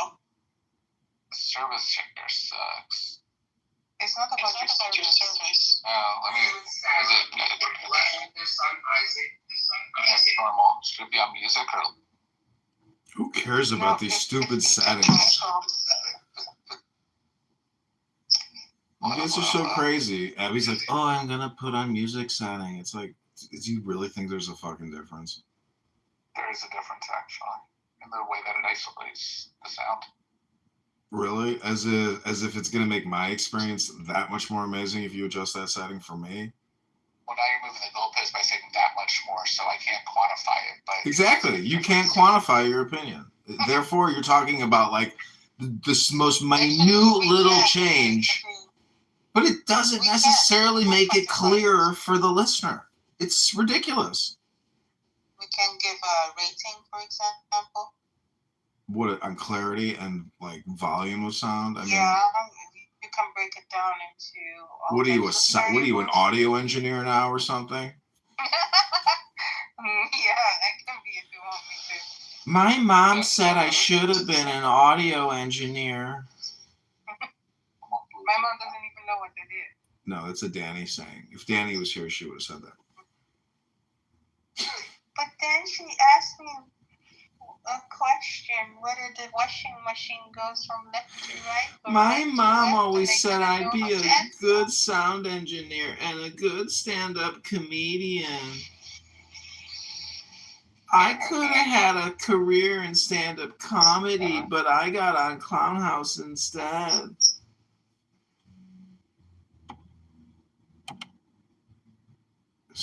Damn, I have these Mexican neighbors and they throw these big bangers in their backyard and play live music like a whole fucking band. It's like, it's crazy. It's so loud.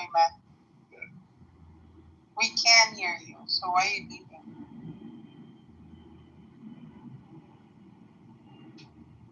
Damn it, I can't eat anything. Fuck.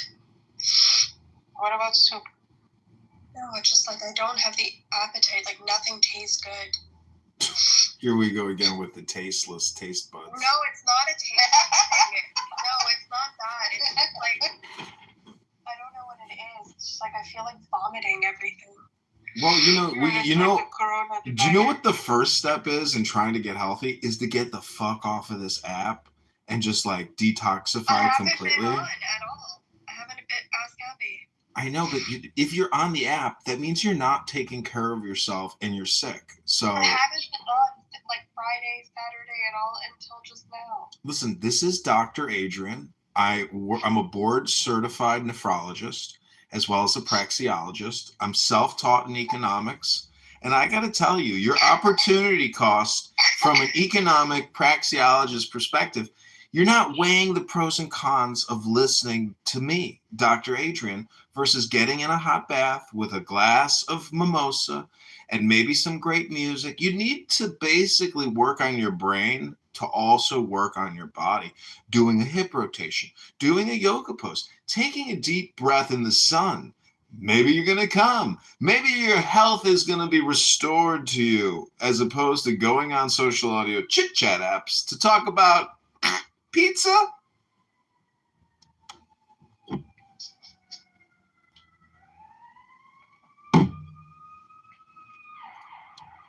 Uh-oh, the police are coming. The class action lawsuit from all my Clubhouse recordings. Oh no! They formed a union and Abby sued me. Not this Abby. Lawyer Abby. Dr. Jordan Shaw. Roger Mayhem. Oh, they're ruining my life.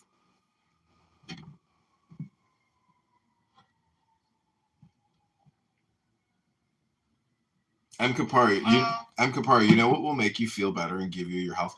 Go to a Palestinian pro-poly debate room and just tell them your opinion. You're going to make yourself psychologically feel so healthy, so happy. It'll give you the energy you're looking for, that fresh feeling. You can finally get out from underneath your dandruff problem. Happy hair, happy hair, happy, happy, happy, happy hair. Get that fresh look you always wanted. Get out from underneath your dandruff problem forever. Happy hair. See, M. Kapar, are you feeling better now? Are you laughing yet? Good. Don't let all that stress weigh you down. Get out from underneath the dandruff problem today with Head & Shoulders by Procter & Gamble. Maybe that's why he doesn't use Procter & Gamble products, because it was invented by a Jewish guy.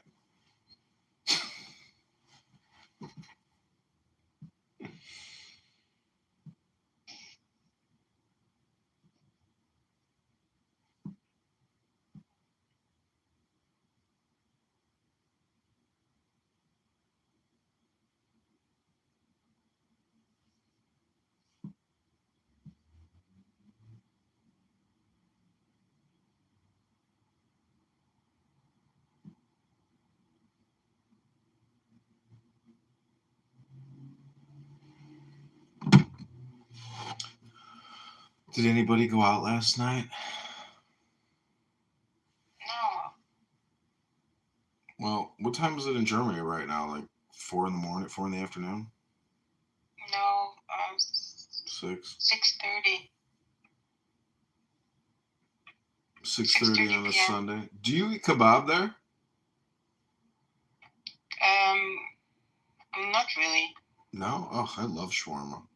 Chicken and beef and a pita. Sometimes I do, but I don't. In Germany, it's not as good as in the Netherlands. Really? The Dutch do it way better. Yeah, there's a place by me that just opened up. It's called Jaraza Kebab, which is Jarash in Jordan. And I'm just like so happy they opened, because it's just like one more incredible food option. And, you know, if you don't have food options and you have to cook yourself, it just takes a lot of time out of your life. And if it's priced right, you know, wow, what a blessing to your community to have a restaurant that puts out high quality food that's priced, you know, affordably. How much does it cost over there? The wrap is like Chicago is 10. really expensive. Like, it's more expensive than California almost. No, Cali is always going to be more expensive. Cali is insanely expensive. Southern California, the housing. Hello, guys. Hi, Halt. That is a cute puppy. Yeah. Yeah. Is it really your dog? You from Sweden? Yeah. Are you ethnically Swedish, or you're like immigrants?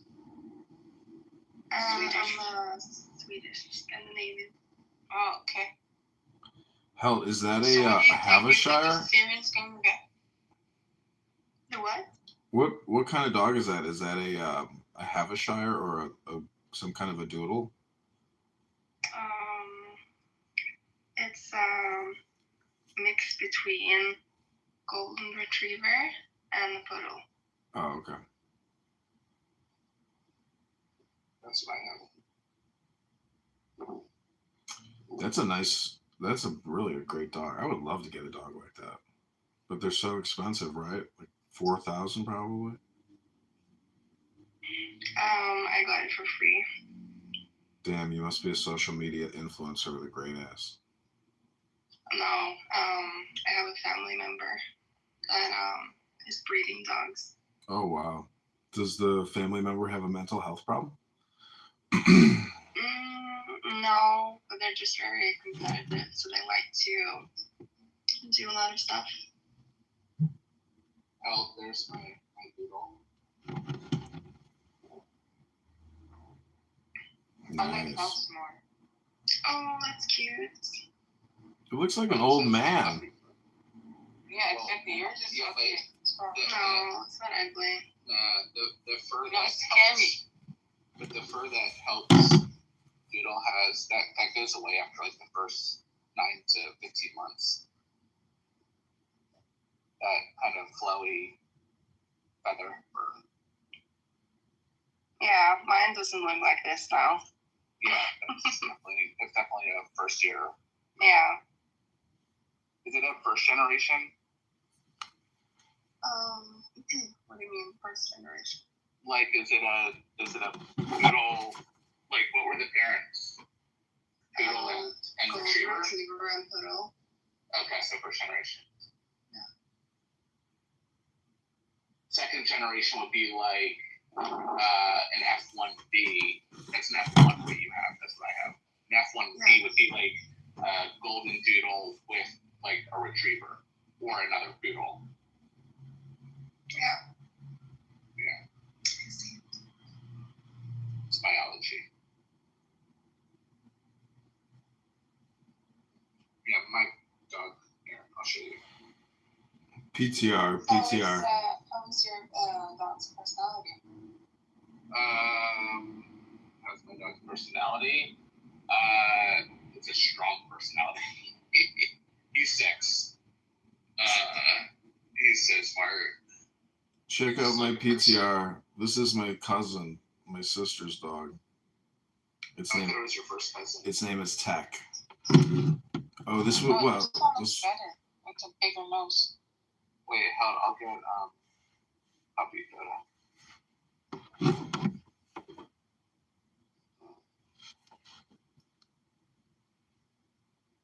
my sister claims that having this dog is like not only her child, but also the best relationship she's ever been in her life. Oh gosh.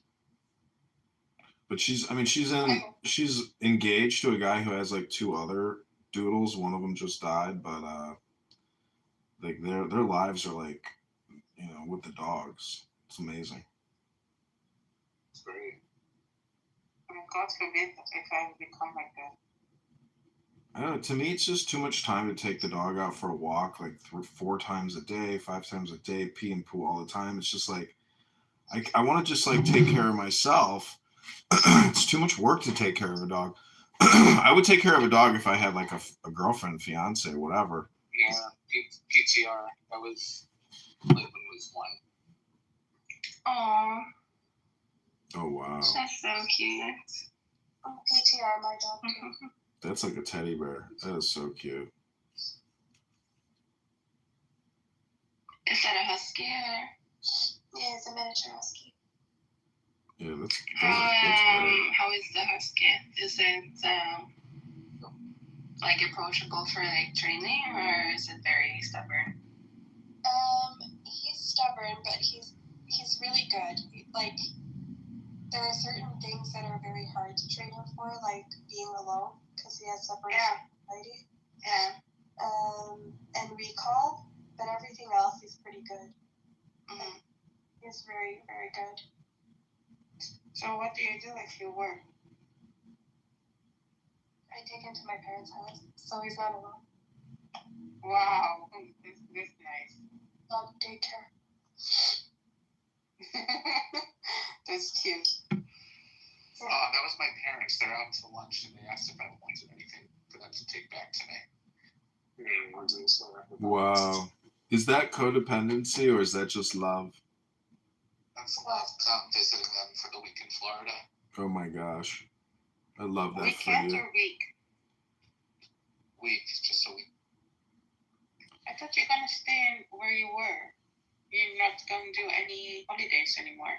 What do you mean? I'm done. I'm just on here until Wednesday or Thursday. It's a short trip.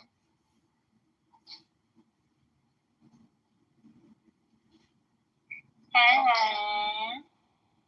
Hi, Ryan. Good morning. Morning. Good morning. Do you have a dog, Ryan? I do have a dog. Hey, Ryan. Oh, you want to see him? Did the dog like do anything when he was seizured? When he was what? When he seizured?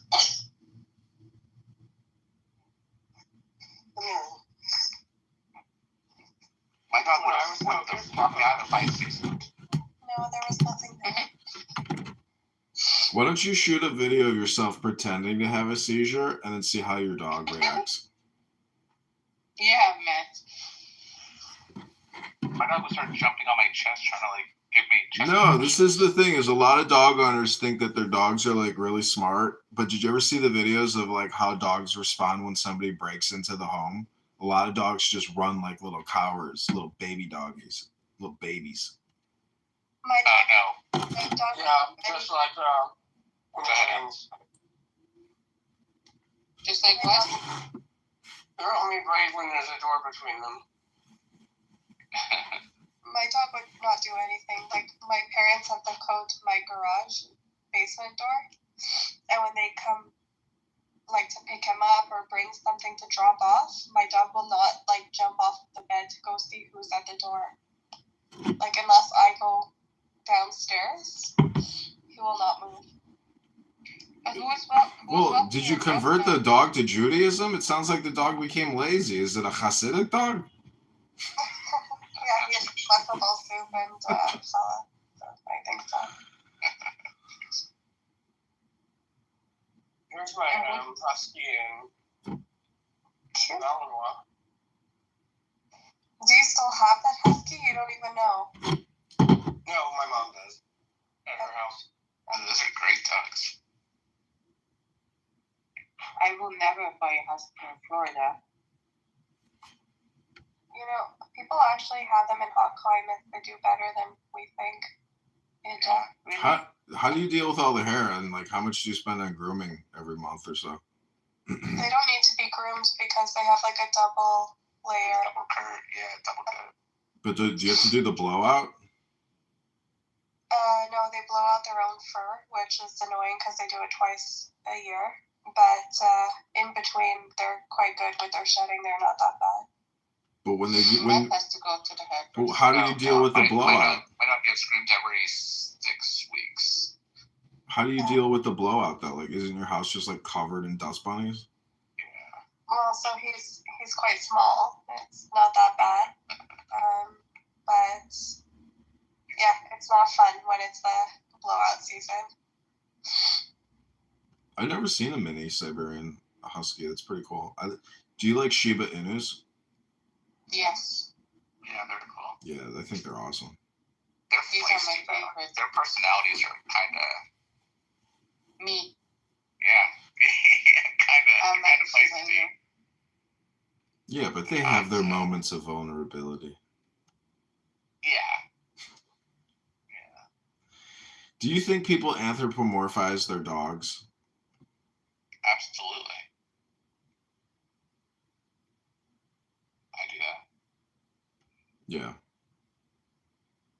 I don't know. I just view dogs as like magical tools. They're like your Pokemon. No. Have you guys seen the talking buttons that enable your dog to speak? Oh yeah, I've seen that. And some of the dogs have gone up to like, I don't know, something like somewhere between like 60 and 80 buttons. Do you think it's like they know what they're doing, or they just do it and then they know what comes? Yeah. I think they know what they're doing. Accept whatever their fate is. I believe they. Well, no, their brains are recording the sound, and they know it's like the Pavlovian dog, dog experiments, where if you ring the bell, they solve it. But how do you solve the mom? The buttons. Like there's a button called mom. Yeah. How does he know that mom means like the owner? Because Like you have to train it. You have to associate it. You have to tag. I know. The word with the object or action. You're gonna be a neurologist, and you're gonna have a PhD. I know how the Pavlovian. Hold on. I'm talking. You're projecting anal asphyxiation with gerbils, Ryan. I know what Pavlovian conditioning is. I know what classic and conditional. Okay, so what don't you understand about these sound My buttons? question is, hold on. My question is, up to how many words or how many buttons Some of these can dogs a dog associate? Some of these dogs have like 60 to 80 buttons. Yeah, think about a gorilla. Do you think when it makes an actual conversation, like with these 80 buttons, that it knows what it's doing? No, or no, It's just no. wants, for example, hold on. It wants a snack, Exactly. but then the final button he puts a snack, but whatever happens in between, he doesn't give a shit. Yeah, there's even there's a hello button, and it says hello. And it just like gets attention because you want that snack. Hello. No. If you watch the good ones though, you'll see the dog hitting the specific button or the specific 2 or 3 buttons in sequence. Yeah. It's not just a dog smashing random buttons and then like kind of figuring it out. Right. It's quite intelligent. It's quite amazing. But what about like the crows that do, like jigsaw puzzles with pieces in succession, like that shows foresight, and like holographic 3D, visualization in the mind's eye. Yeah, it's kind of crazy.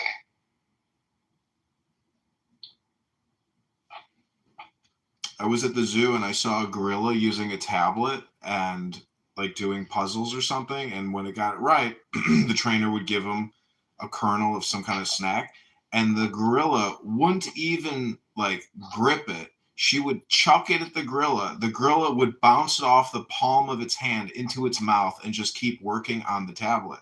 So the way that the brain interacts with these screens, there's definitely like a highly addictive component of cell phones. I mean, that's why Australia is doing the cell phone ban, because the brain, it's like crack. It's like the cocaine experiments where a rat and a human will ignore all sustenance, all responsibility to continue getting its fix. So the cell phone is no different than a heroin response. And if you have 5 cell phones, what does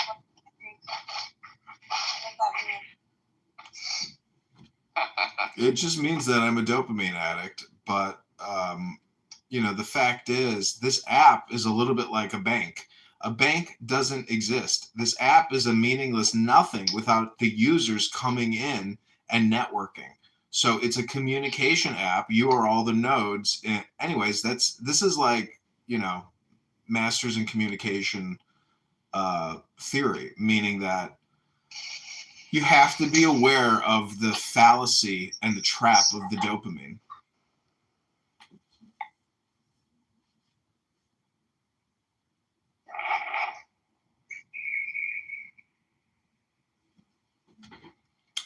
I mean, there's a financial aspect to all this social media communication, and it's the influencer and the fact that Meta pays out $4 billion a year to its content creators. Google pays out $1 billion a month to its content creators. So you have these people who are like in control of hundreds of thousands and millions of people's minds because they're addicted as hell to their cell phone. And you can just Google the top 100 YouTube accounts and look at what content they put out, and you'll realize that it's just low IQ shit that is extremely hypnotizing. You would probably enjoy the guy who created the technology for endless scrolling, so you don't have to click next on each page. Whether that's and it's been applied to all the social media accounts, even some web pages now. There's like literally endless scrolling mechanisms. That guy's done some interviews and having some retrospective thoughts on like the good and bad that's come with that. But I think you'd find that fascinating. Yeah, the cell phone is the replacement to the book and to the fact that people doom scroll. Like, I'll go to the gym and there's somebody using a leg extension machine. Guy or girl will sit there for 30 minutes doom scrolling as if that workout piece of equipment is a fucking chair. And it's because that cell phone is supplanting the low dopamine. People have to get that dopamine fix. Otherwise, you feel like shit. And the cell phone has become the synthetic.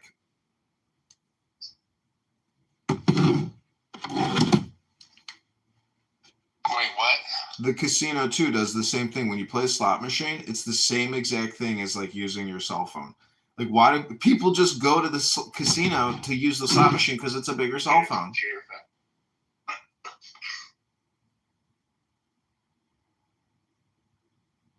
Those are your dogs, Ryan? What's more real,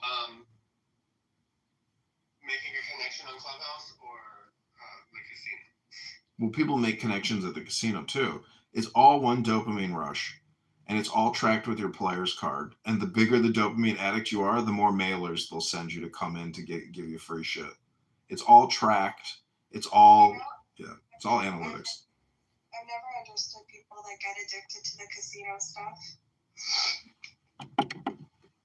It's just another dopamine feedback pull, and it's funny because it just proves if people are going there to get their dopamine, but they're losing money in the process. I mean, you can just use your cell phone to get the same dopamine and not lose money in the process. So they're the biggest suckers. I mean, that's why Clubhouse is a great app, because it's a free talk therapy app. That's what everybody at the casino is really looking for, is talk therapy. I had somebody want me to drive all the way to Biloxi to quote unquote hang out and go get free play because I've never been to the casino. And so he could have free play at the slot machines. Yeah, I don't know what free play means. Like, They give you like free oh, money. yeah. Like when you sign up for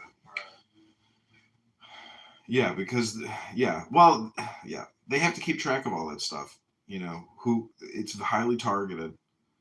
They know exactly who to target. And the funniest thing is that what I realized at the casino near me, there's two restaurants. One's called RC Supply, then the other one's called Black Members Lounge. You have to be like a big time gambler to get access to the black card room for the black card restaurant. But guess what?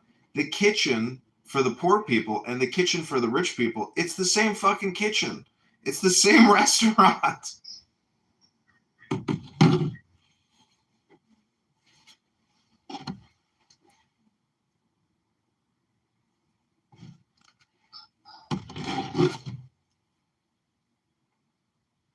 Anyways, the name of the casino near me, it's a publicly traded company. It's called Game Street Properties or something. And they do a really good job, like very well to do, you know, compared to like nothing compares to Vegas casinos. That's like next world shit. I mean, you could go, I've heard China also has total next level shit at that. What's that island called? Macau. I would love to go to Macau. It's got to be amazing. Yeah, it's the Vegas fictitious fantasy world of Asia. I mean, I've been to Vegas many times. I mean, to me, it's just like the coolest thing in the world because it's like skyscrapers, but, you know, just casinos. Like Vegas really is a mystical, amazing place.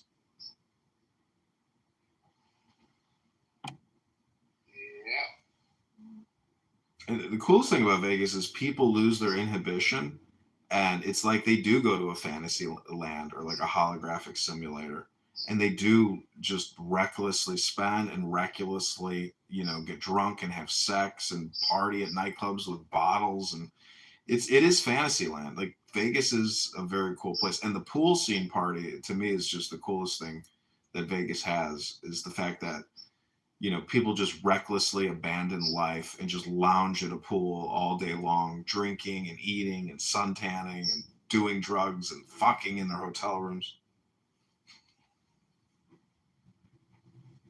Yeah.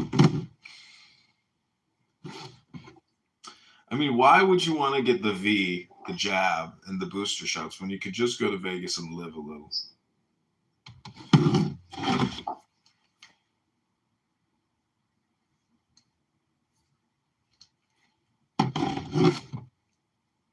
You feel me, little Haiti?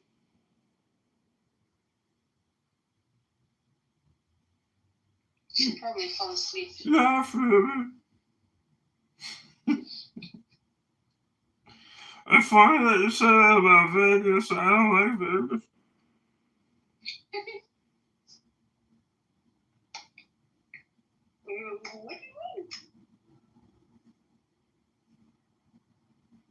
What do you mean?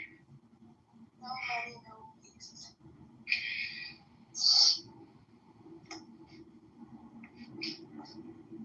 God, I lost this again. No money, no peace. I don't know why I'm so nauseous. I don't know if it's because I drank too much. You know, I probably have like an electrolyte. Because you have nothing in your tummy, that's why. No, I think I have like an electrolyte imbalance. Do you have juice? No. Yeah, why don't you go drink some apple juice, some orange juice, like hydrate yourself. Ryan, you too, get on that hydration train. I have been hydrating myself, but it's been with like tea. Well, I drank like 3 liters. oh my God, no wonder why you got a stomachache. Tea fucking fucks your stomach up. You can't process it. Yeah, stop drinking tea right away and get on. Just go get some Gatorade. Seriously, go get some Gatorade and just flush yourself. Yeah, orange juice is better. It's natural. I just drank a beer with orange juice in it. Mom, if I have a beer in the morning with breakfast as opposed to beer with dinner, does that make me an alcoholic? Thanks, Mom. Danny out.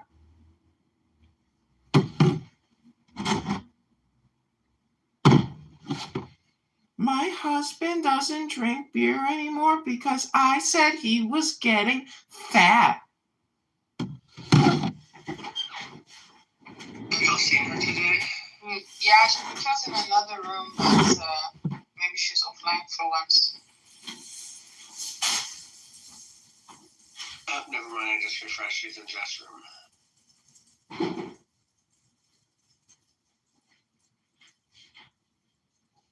Probably she doesn't see this room.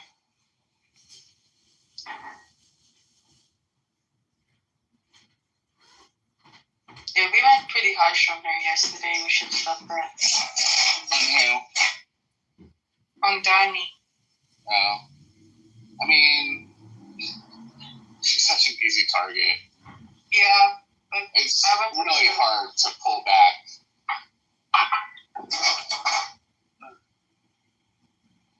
I'm leaving the pool now. I'm walking back to the house. Did you swim or you just sit next to the pool? I'll swim later. It's What's the weather? 80, sunny, low, Yeah. blue skies, low wind. Yeah. You want to come next time? Huh? You want to come next time? No. Can't be jealous if you don't want to. Can't be jealous if you don't want to come.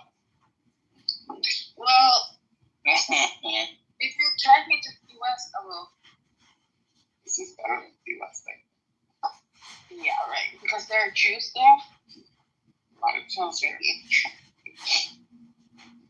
I know that there are a lot of Jews in Boca. Little Israel. It's kind of more like literally Long Island, but same. Long Island is Israel as well? New York, yeah.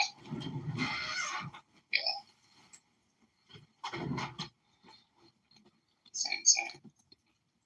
You notice that Daddy doesn't act the way that she does here when she's in other rooms.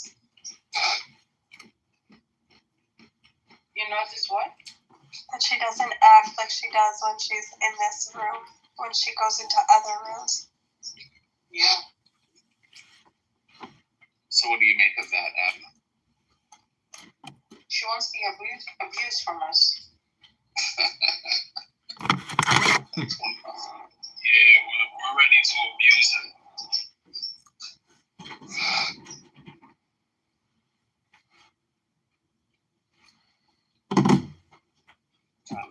So wait, do you think she was being serious that her husband cheated on her and she went through his phone for the first time in like 10 years or something?